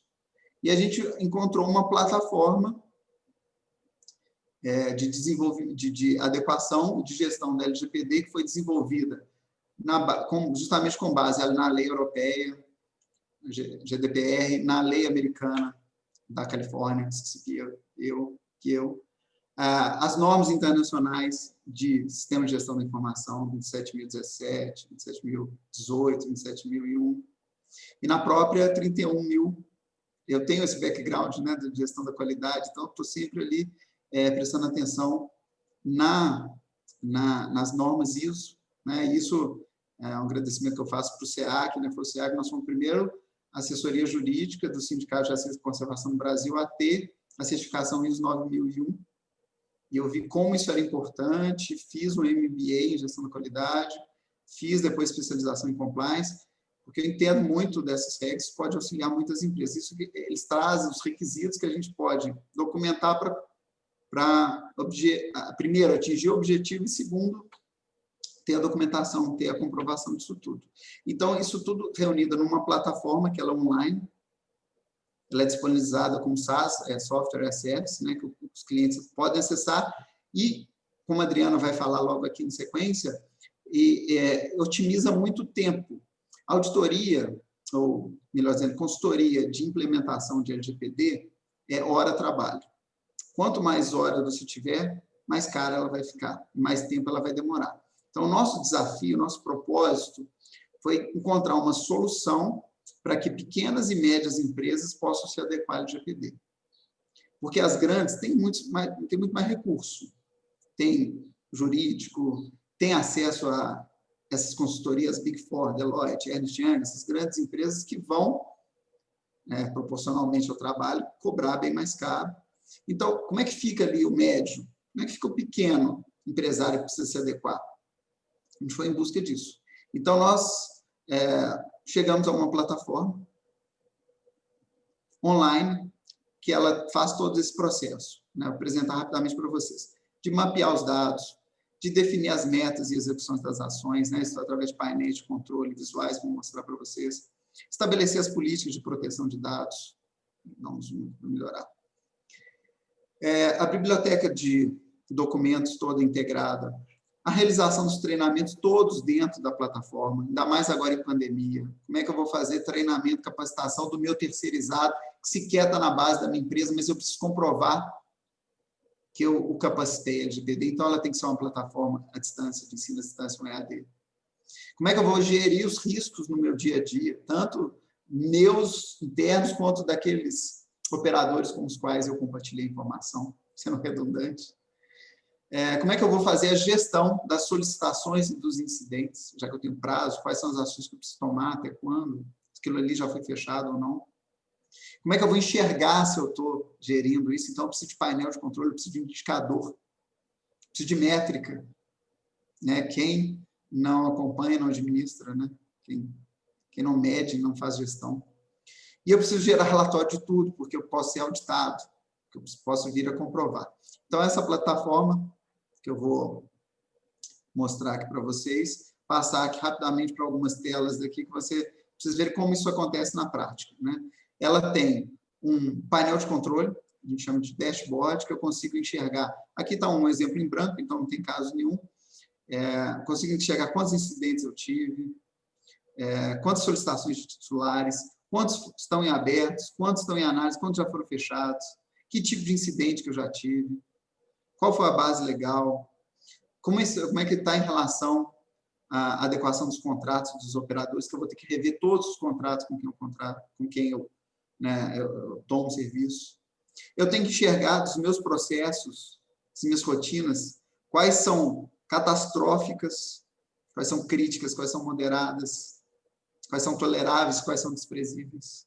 Quantos processos eu tenho? Fazer, de fato, a gestão. Então, ela traz esse painel, ela tem um segundo painel também da gestão, que aqui eu consigo enxergar com base. Vocês enxergam aqui.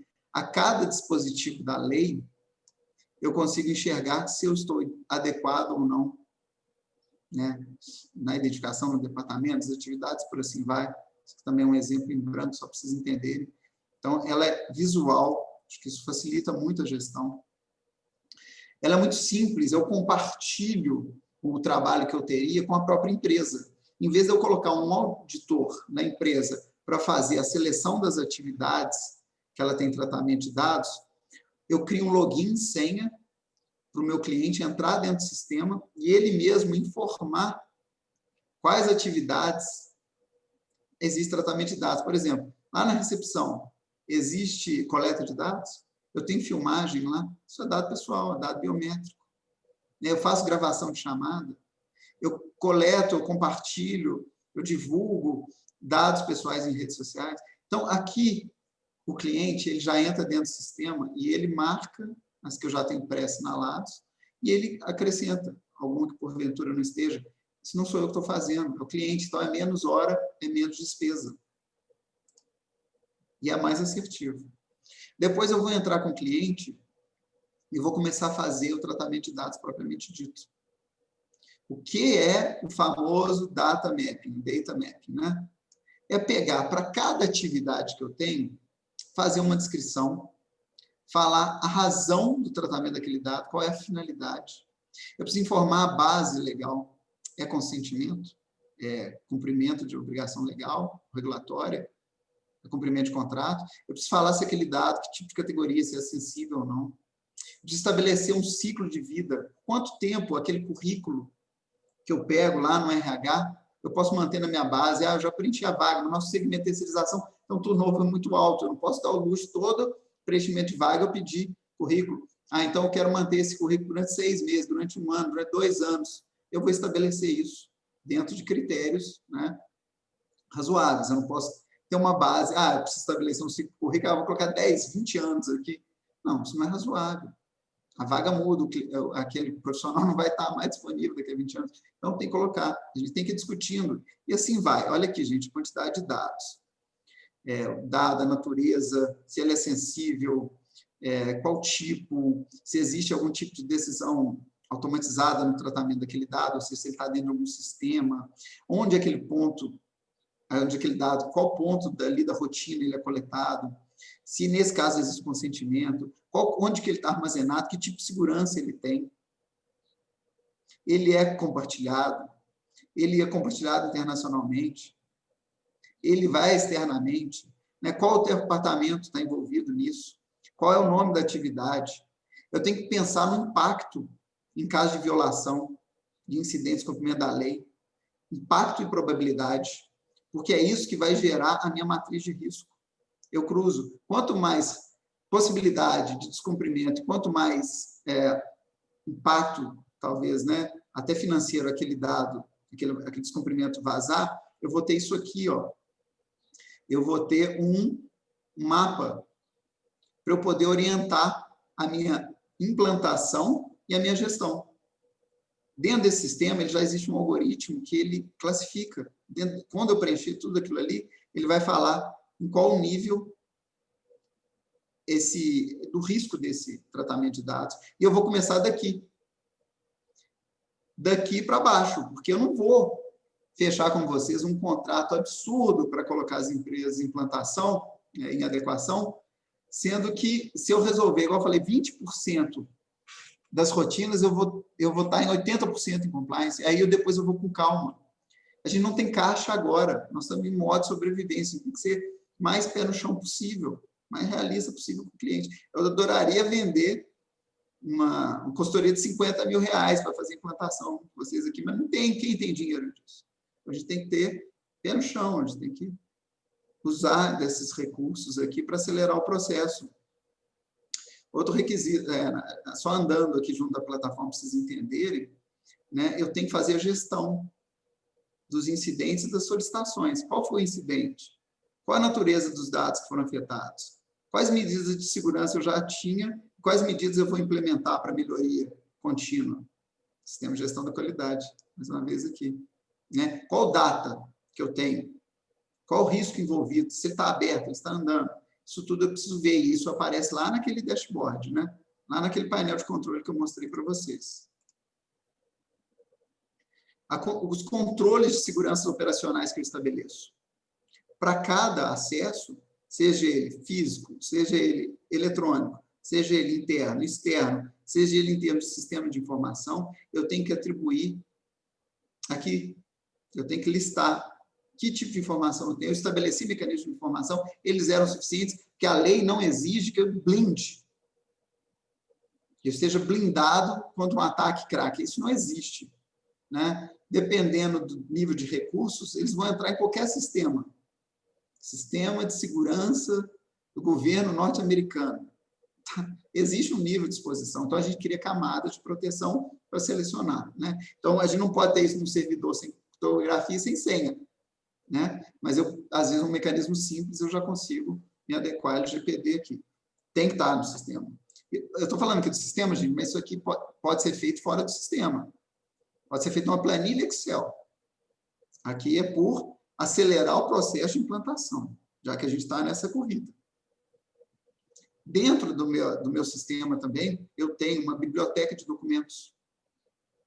Aqui é a parte bruta, jurídica. A gente trabalha junto, né, Zé Costa? É como que eu vou estabelecer a política de privacidade.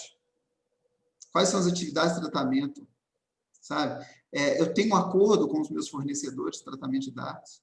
Eu tenho lá a identificação do encarregado, como eu disse para vocês, os termos de nomeação. E aí são uma série de documentos que no meu sistema eu já tenho uma biblioteca pronta. Isso diminui o tempo. É lógico que aqui não é um Ctrl+C, Ctrl+V. Mas são modelos que dentro de um framework, dentro de uma estrutura, eu vou trabalhar. Isso vai acelerar. Isso vai diminuir tempo, vai tornar mais rápido, vai tornar mais barato a implantação da LGPD.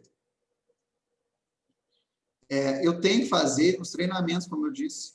Como é que eu vou fazer os treinamentos? Dentro dessa plataforma, aqui dentro do sistema, eu tenho todos os treinamentos que demonstram o cumprimento da LGPD. Desde o treinamento geral, esse de conceitos básicos de proteção de dados, que são para todos os empregados, aqueles treinamentos específicos. Eu tenho treinamento específico para a alta gestão. É um dos pilares do compliance. Eu tenho treinamento específico para o encarregado de dados, ele tem que conhecer mais a fundo, ele tem que saber das suas responsabilidades. Então, eu posso estabelecer campanhas de proteção de dados para mudar a cultura dentro da minha empresa. Isso aqui, cada empregado, cada colaborador, cada terceirizado, ele tem um login e senha que ele entra aqui dentro dessa plataforma. Vejam aqui. Ele acessa o seu ambiente, ele tem como baixar material, fazer atividades para demonstrar que ele assistiu. Isso tudo gera relatórios, que eu possa comprovar lá na frente depois. E ele assiste às aulas aqui. As aulas estão gravadas, eu sei quando ele assistiu, que dia, quem assistiu, dentro desse contexto que isso acelera o processo, né? Um treinamento aqui base de menos de meia hora. Eu posso, dentro de uma semana, de repente, colocar 1, 2 semanas, depende, a Adriana vai mostrar o cronograma para a gente, eu posso capacitar todos esses meus colaboradores aqui. E tenho isso já documentado. Então, essa a nossa plataforma aqui. Vou passar... Opa, voltou aqui. Deixa eu passar para a Adriana agora, que ela vai apresentar um pouco de um outro mecanismo que a gente agregou à LGPD, que são as metodologias ágeis. Exatamente, pessoal. Como o Giordano falou, vocês viram que são muitos aspectos que precisam ser modificados, né, com a chegada da nova lei. São muitas coisas que a gente precisa se adequar, então a gente precisa de organização, né? Então, além da plataforma, o nosso outro diferencial é a utilização de métodos ágeis, que ajuda tanto nessa parte da organização quanto no tempo de adequação, ajuda a diminuir também, assim como a plataforma. E o que seriam esses métodos ágeis? São conjuntos de práticas que proporcionam uma forma de gerenciar esse projeto que a gente vai fazer de forma mais organizada, enxuta e rápida. E como é que nós conhecemos o ágil? Como que a gente fez esse link, né, do ágil com a Lei Geral de Proteção de Dados? Ano passado, ou há uns 2 anos, se eu não me engano, eu fiz um curso de programação para advogados. Era um curso de programadores junto com advogados e a gente aprendia a automatizar documentos jurídicos. Então, eu aprendi a programar naquela telinha preta e aprendi como os programadores trabalham, que é essa parte que eles usam esses métodos ágeis, né? A origem é da parte de TI. E me apaixonei pela forma como eles trabalhavam. Fiquei muitas vezes me perguntando por que os advogados não trabalham dessa forma também, porque é uma forma muito mais colaborativa. Infelizmente, a gente sabe que no nosso meio o mindset ainda é muito de escassez, né? Os advogados não se ajudam tanto como poderiam se ajudar. E eu me apaixonei por essa parte, e quando eu recebi a proposta de vir advogar para uma empresa de tecnologia aqui em São Paulo, no onboarding, que é um processo, que é o primeiro mês de trabalho, eu não trabalhei no jurídico.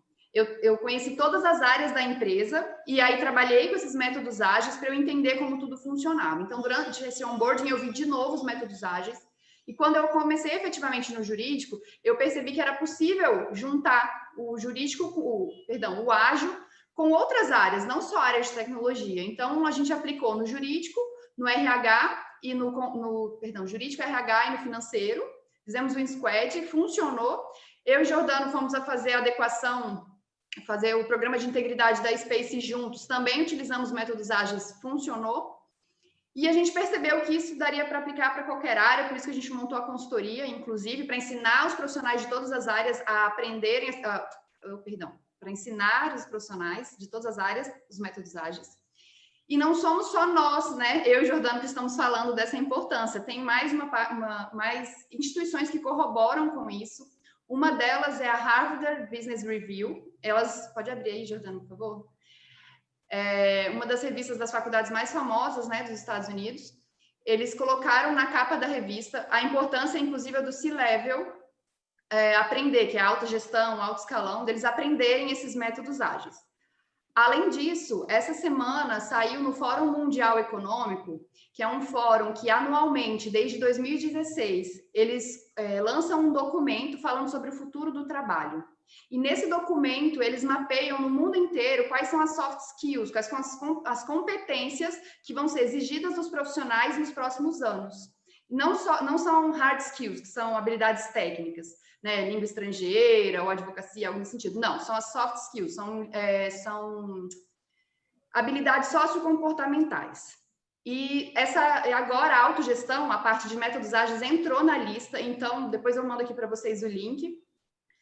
Para 2025, tem várias coisas que o profissional precisa ter para se destacar no mercado de trabalho, e uma delas é desenvolver a habilidade de aprender a lidar com métodos ágeis. Depois eu mando aqui para vocês. Inclusive, a nossa consultoria vai fazer uma palestra amanhã sobre isso, sobre quais são as qualidades que um profissional ágil precisa ter. Depois eu posto aqui para vocês também. E são inúmeras vantagens quando você aprende a trabalhar com métodos ágeis, né? Você tem um maior engajamento do time, porque o time passa a ser mais protagonista, passa a colaborar mais, você melhora a comunicação, melhora o desempenho, porque tem muita interação, tem muita interdependência, né? Não é só você fazendo a adequação da Lei Geral de Proteção de Dados, você tem que envolver a empresa inteira, então você precisa dessa interdependência, dessa integração das pessoas. Ajuda também na parte de nivelamento, de sobrecarga. Você precisa ver quem está sobrecarregado, quem está subutilizado, e essa metodologia ajuda nisso. Ajuda na aprendizagem contínua, na visão compartilhada, porque com o board que a gente vai mostrar para vocês daqui a pouco, você consegue ter uma visão do todo, de tudo que está acontecendo, do que cada um está fazendo. Além disso, você consegue reagir mais rápido às imprevisibilidades, como a própria pandemia, né? Por exemplo, na Space, onde eu trabalho, a gente já trabalha com métodos ágeis desde o início. Então, quando a pandemia aconteceu, a gente não sofreu com isso. O fato de todo mundo ir para trabalhar home office não mudou em nada, porque a gente já estava acostumado com os métodos ágeis, então a gente não sentiu esse impacto que a maioria das empresas sentiu. Além disso, a gente acaba trazendo uma maturidade, né, para a cultura da empresa. A gente ensina essa parte de ferramentas, de métodos, ajuda bastante na organização e na otimização do tempo, que são duas coisas muito importantes nesse período de adequação da Lei Geral de Proteção de Dados. Organização, porque é muita coisa e você não pode deixar nada escapar, e otimização de tempo, porque a gente sabe que a maioria das empresas ainda não se adequou. Então, os métodos ágeis são o nosso grande diferencial. Vamos mostrar um pouquinho para eles o board, Jordano. Eu não vou me estender muito, até porque não dá muito para explicar, mas né, nesse pouco tempo. Mas antes de explicar o que é esse quadro que está aí para vocês, eu queria explicar de forma bem superficial duas partes das metodologias que nós utilizamos. Nós utilizamos as cerimônias do Scrum, que é uma metodologia, e nisso temos 4 cerimônias, que seriam 4 reuniões. A primeira seria uma reunião de planejamento. Então, quando começa a sprint, que a gente chama, que são, no nosso caso, nós usamos os primeiros 15 dias de trabalho, a gente faz um planejamento. Todos os dias nós teremos dailies, que é um outro tipo de reunião, só que essa reunião é em pé, de 15 minutos, só para alinhar o que cada um está fazendo. E aí isso evita aquelas reuniões de horas que poderiam ter sido um e-mail, né? Que eu tenho certeza que muitos de vocês já passaram por isso. Depois disso, no final desse ciclo, todos os dias a gente faz o planejamento no primeiro dia, vai fazer essas dailies todos os dias para alinhar o que cada um está fazendo. No final, nós vamos fazer uma review. No final dos 15 dias, a gente vai mostrar o que foi feito durante esses 15 dias. Será que a gente conseguiu fazer tudo que a gente planejou? Vai ficar evidente nessa reunião. E, por último, nós vamos fazer uma retrospectiva. A gente vai olhar para esse trabalho todo que a gente fez durante esses 15 dias e vai entender o que funcionou, o que não funcionou. Tanto em relação à parte técnica, não, às vezes o Jordano tem mais experiência numa parte, então ele faz essa parte que vai ser mais rápido e eu faço outra que tem mais experiência. Tanto em relação ao relacionamento, né? A gente vai ver se a comunicação tá boa, se não tá, se a pessoa sabe receber feedback ou não. Então, esse ciclo de 15 dias, que são as sprints, elas vão se repetir e essas cerimônias que eu expliquei para vocês, elas também vão se repetir. Além disso, a gente vai usar um quadro que é de uma metodologia chamada Kanban, que é esse quadro que o Jordano está mostrando aí, e todos os dias a gente vai conseguir acompanhar o andamento da implantação da Lei Geral de Proteção de Dados. Você pode só ampliar um pouquinho, Jordano? Para mim está um pouco pequeno, talvez esteja para eles também. Por exemplo, esse primeiro tópico aí, o kickoff com a alta gestão. É uma das coisas que a gente precisa fazer na implantação. Tudo bem, dentro desse kickoff, o que eu preciso fazer? Eu preciso agendar a reunião do kickoff e eu preciso realizar. No nosso caso, a apresentação já está pronta, mas a gente poderia colocar uma outra tarefa aí dentro, dizendo elaborar a apresentação do kickoff. Então, você acaba desmembrando, destrinchando todas as tarefas que precisam ser feitas para que aquela tarefa maior, que é o kickoff da autogestão, seja realizada. E aqui você consegue ter uma visão de quem vai fazer o quê. Por exemplo, eu posso criar, em relação a essa reunião do kickoff. Eu, às vezes, vou criar a apresentação, mas quem vai apresentar é o Jordano. E quem vai agendar é uma outra pessoa que tem contato com o pessoal da autogestão. Aqui vai ficar muito claro quem está responsável por qual parte e se essa pessoa está fazendo no andar daquelas reuniões das dailies, porque a gente vai abrir todo dia, a gente vai olhar juntos aqui para ver quem caminhou e quem não caminhou. Isso ajuda demais. Isso facilita, isso diminui a ansiedade das pessoas, diminui a ansiedade do CEO, que vai olhar ali, vai ver que está caminhando o projeto, e ajuda bastante o time a entender em que nível nós estamos, né? Já implantamos 50%, 70%, 20%, então isso ajuda bastante, né, Jordano? Não sei se você quer complementar alguma coisa dessa parte, ou se quer, porque o tempo está curto. Pode ir seguindo, Adriana. Posso? Dá um tempinho pessoal conversar alguma coisa comigo. Tudo bem, passa então para o cronograma, aqui a gente fecha e já passa para eles perguntarem.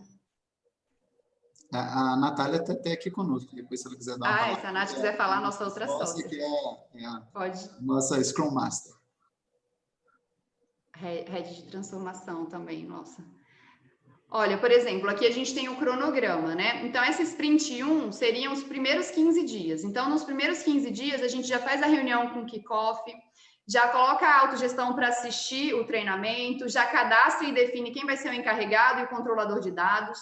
E, além disso, a gente já garante que o encarregado de dados vai assistir os vídeos. Então, nos primeiros 15 dias, no mínimo, é isso que a gente tem planejado para fazer. E aí, vocês vão vendo que nas outras sprints, a gente vai descendo para as outras obrigações, né, que a lei exige, que seria a definição do departamento responsável, definir a atividade de treinamento, fazer o data mapping e outros pontos. Aqui só, Adriana, uma observação, né, que a gente não divide, então, em semanas, né? Pela metodologia, a gente divide em sprints. E essa sprint, ela tem um tempo variável, de acordo com os recursos disponíveis para a gente executar aquele projeto. Então, a sprint, ela pode ir de 1 a 4 semanas.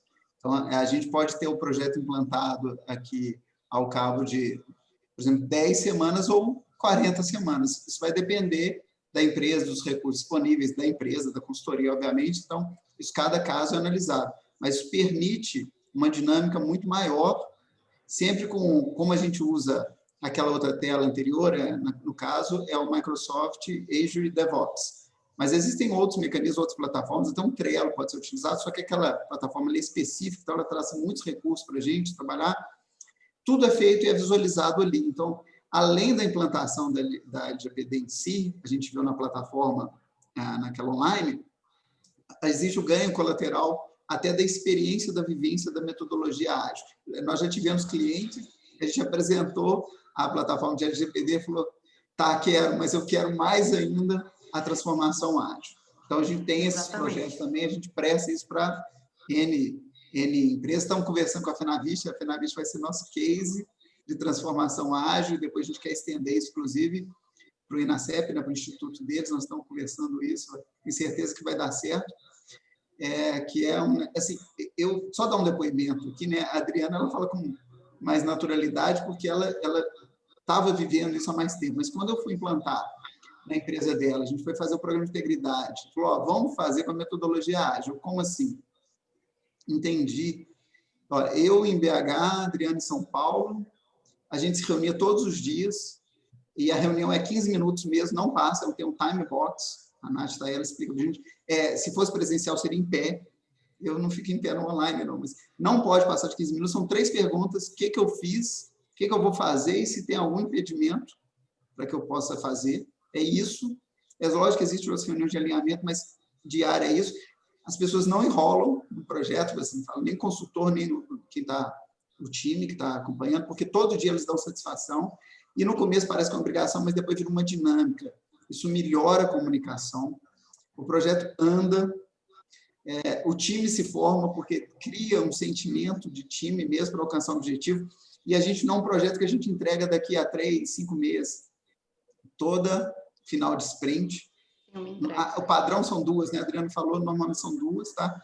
Final de mês a gente faz uma entrega para o cliente, então tem uma cerimônia, né? Tem a cerimônia que o cliente vê, olha aqui, nessa sprint aqui, em 2 semanas eu já vou entregar esses 4 pontos para o cliente. Na outra semana eu já entrego essa. Na outra sprint, né? Se for uma semana, na outra quinzena, eu entrego mais essas 2, e assim o processo anda. É meio que uma mágica acontecendo.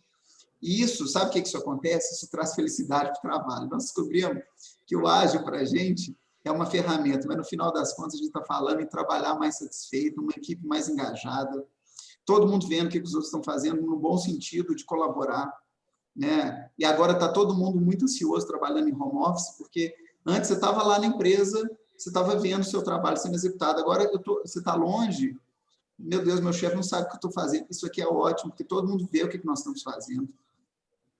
É muito claro. Quem trabalha mais feliz produz mais. Nós estamos chegando, ontem lá na palestra da AMAT, eu chamei a atenção para isso, nós estamos à beira de um burnout. A Natália, a nossa sócia, passou por isso.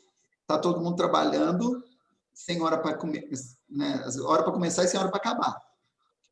A gente precisa estabelecer regras, porque vai ter um reflexo trabalhista, vai vir uma pandemia trabalhista daqui a pouco disso também. Fora a pandemia, né, nós estamos falando do lado humano agora, a gente quer estar mais feliz, a gente passa a maior parte do tempo da gente no trabalho, tem métodos mais felizes. Aquele modelo de comando e controle do chefe carrasco, que manda, que pune, a gente isso não funciona mais. As grandes empresas para trabalhar, né, Dri? Exatamente. Vocês podem olhar, elas usam metodologia ágil, porque isso trabalha comunicação, trabalha engajamento, trabalha time. Desculpa, roubei essa palavra, que eu me empolgo com essa parte, que eu fiquei apaixonado. Não, fica tranquilo. Mas é exatamente o que o Giordano falou, ajuda a aumentar a felicidade no trabalho. Você consegue ter uma visualização de que efetivamente o programa está funcionando, que você está sendo produtivo. A gente consegue ver quem está sobrecarregado, quem não está. E isso traz um alinhamento grande do time.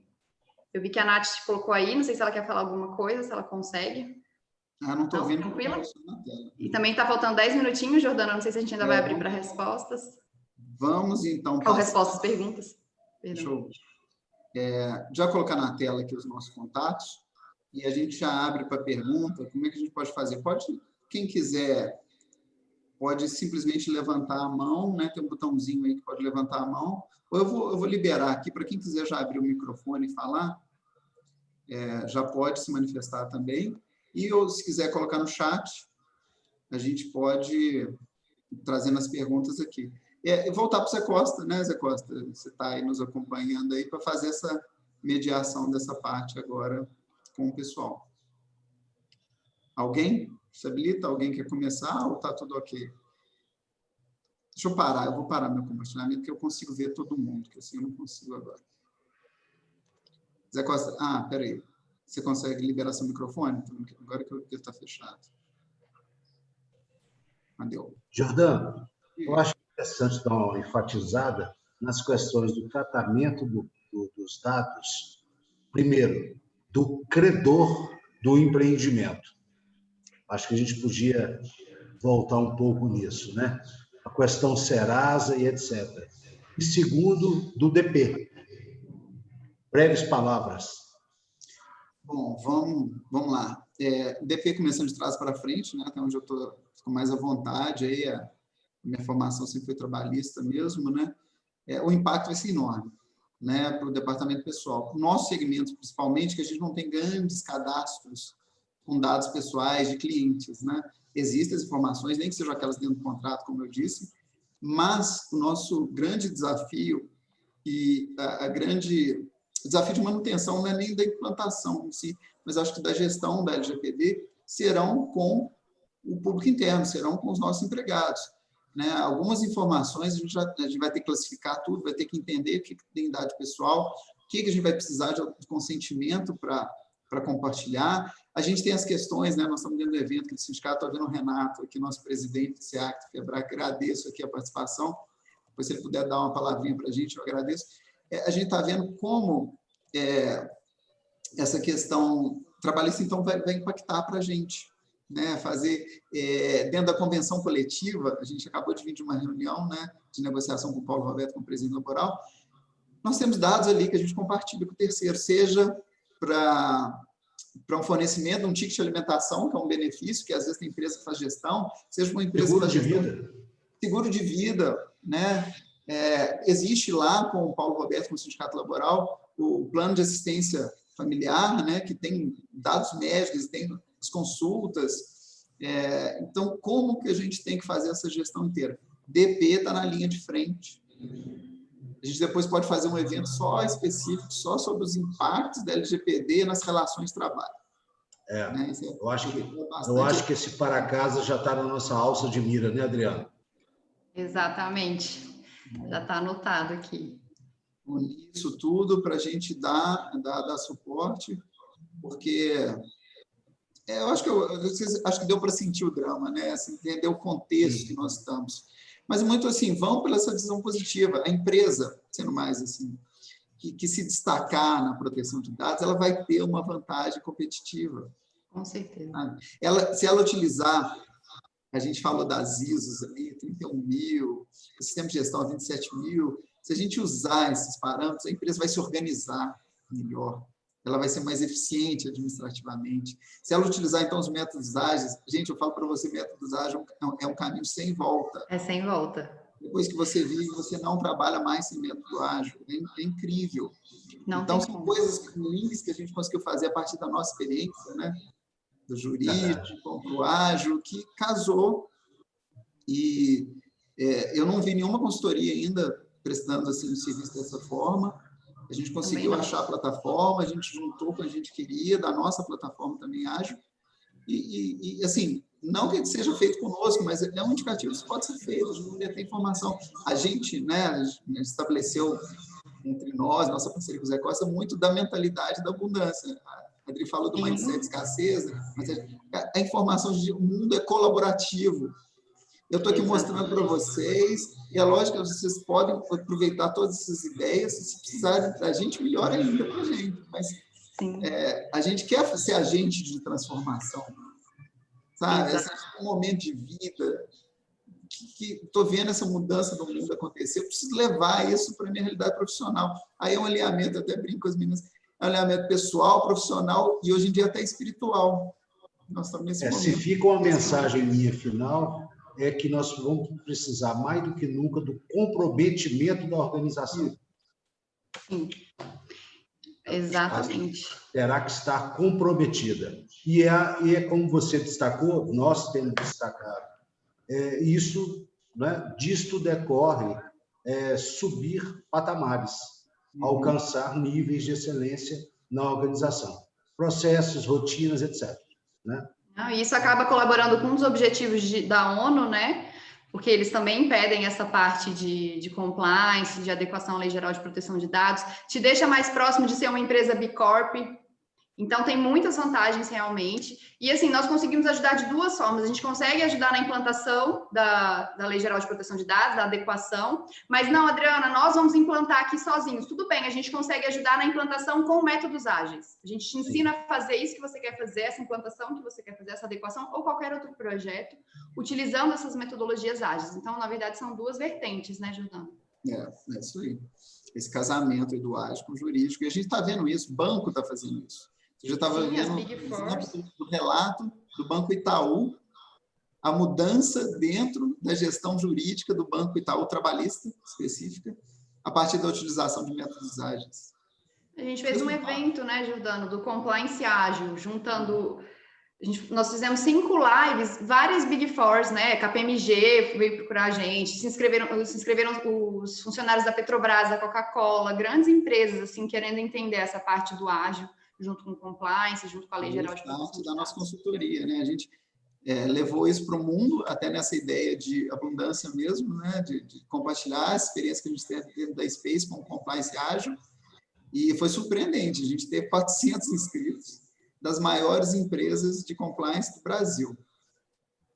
Porque compliance eles já entendiam, mas eles queriam ver o casamento com ágil. E daí, né, a gente já tem feito trabalhos e está assim, tá sendo muito legal essa jornada. Me permite, o Paulo está aqui no chat. Obrigado, né, Paulo, pela participação, nos pedindo os contatos. Estou mandando aqui. O Jordano depois vai estar passando aí. Quem quiser pegar aqui os e-mails, né? Estou mandando aqui e-mail, Instagram, mas pode colocar... e os e-mails, ótimo. Aí. Tem os e-mails, tem os contatos, a partir desses são os nossos de contato, né? Tanto da Jair... Na própria apresentação que nós vamos disponibilizar. Isso. Depois, para todos que estão cadastrados, como a gente tem a relação dos e-mails, a gente faz um follow-up com vocês, mandando o link dessa apresentação com os nossos contatos. Posso mandar até uma apresentação da metodologia mesmo, né? do programa de compliance LGPD, para vocês entenderem isso um pouco melhor. Mais alguém? Não sei, eu sei que nós estamos chegando no horário, 1 minuto para as 2. Vamos caminhar para o encerramento, né? Não queremos ter compromisso com o horário, mas se o pessoal quiser, ficamos à disposição, tá? Realizar qualquer contato por e-mail, depois tem, né, telefone, videoconferência, fica à vontade para nos procurar, que vai ser um prazer, e vamos dar continuidade. O Renato está aí, talvez o Renato podia fazer uma palavrinha, ele está envolvido nisso. Queria dar uma palavrinha assim. Primeiro, queria complementar a todos presentes nessa reunião e também falar com vocês o seguinte: vocês estão de parabéns pela belíssima apresentação e, mais importante do que a apresentação ainda, no meu ponto de vista, foi pela inovação, esse método inovador. Eu acho que com isso aí é um avanço e nós estamos até soltando uma carta pela FEBRAC para orientar todos os nossos sindicatos associados para estar repassando da importância que está na implantação dessa nova lei, que poderá acarretar grandes prejuízos para empresas quanto às licitações públicas, às vezes nem poder participar, ou então até com os contratantes, uma renovação de contratos, se eles não tiverem adequado por causa da responsabilidade solidária, que é um efeito dominó dessa lei, tanto na prestadora de serviço, para quem está contratando. Então, mais uma vez, vocês estão de parabéns. Obrigada. Obrigado, presidente. Queria aproveitar também, Jordano, se me permitir, fazer um agradecimento, reiterar esse agradecimento, né, aos nossos parceiros, aqueles que sempre nos apoiam, FEBRAC, FENAVIST, né, a Federação Brasileira das Empresas de Serviço, a Federação Brasileira das Empresas de Segurança, o SEAC, Minas e o Sindesp Minas. Obrigado a todos pelo apoio de sempre. São grandes parceiros, né? Todo esse ecossistema da terceirização, ele usando o termo, né, que a gente está agora envolvido com ele. Agradecer, eu tenho que honrar isso, porque eu sou filhote desse sistema, né? Desde a minha formação da graduação estou aqui, fiz minha vida profissional aqui, então sou muito grato aí, né? Agradeço publicamente primeiro o Zé Costa, que é meu padrinho, né, Zé Costa, nesse segmento. Agradeço o Renato. O Renato é antigo de segmento também. Outros presidentes que passaram pelo SEAC, o Paulo Reis me mandou a mensagem ali quando ele viu a divulgação. Agradecer a Ana Paula, que está sempre nos ajudando lá na Finalista, a Cristiane na FEBRAC, e estreitar essa Simone, Catarina. É difícil, é ruim começar a falar nome aqui, porque é tanta gente para agradecer, mas em nome desses aí, fica meu sincero agradecimento de verdade, de coração mesmo. Adriana, quer fechar, falando últimas considerações? Não, agradecer Fecha pra gente pelas palavras, agradecer todo mundo pela presença, e é isso. Que também, né, tem todo esse contato com o nosso segmento. Né, que fiquei 4 anos. Já o Costa dando tchau pra gente. Obrigado a todos. Vamos almoçar, então. Obrigado, gente. Então. Obrigada, pessoal. Tchau para todos. Tchau, tchau. Tchau, tchau. Tchau, tchau.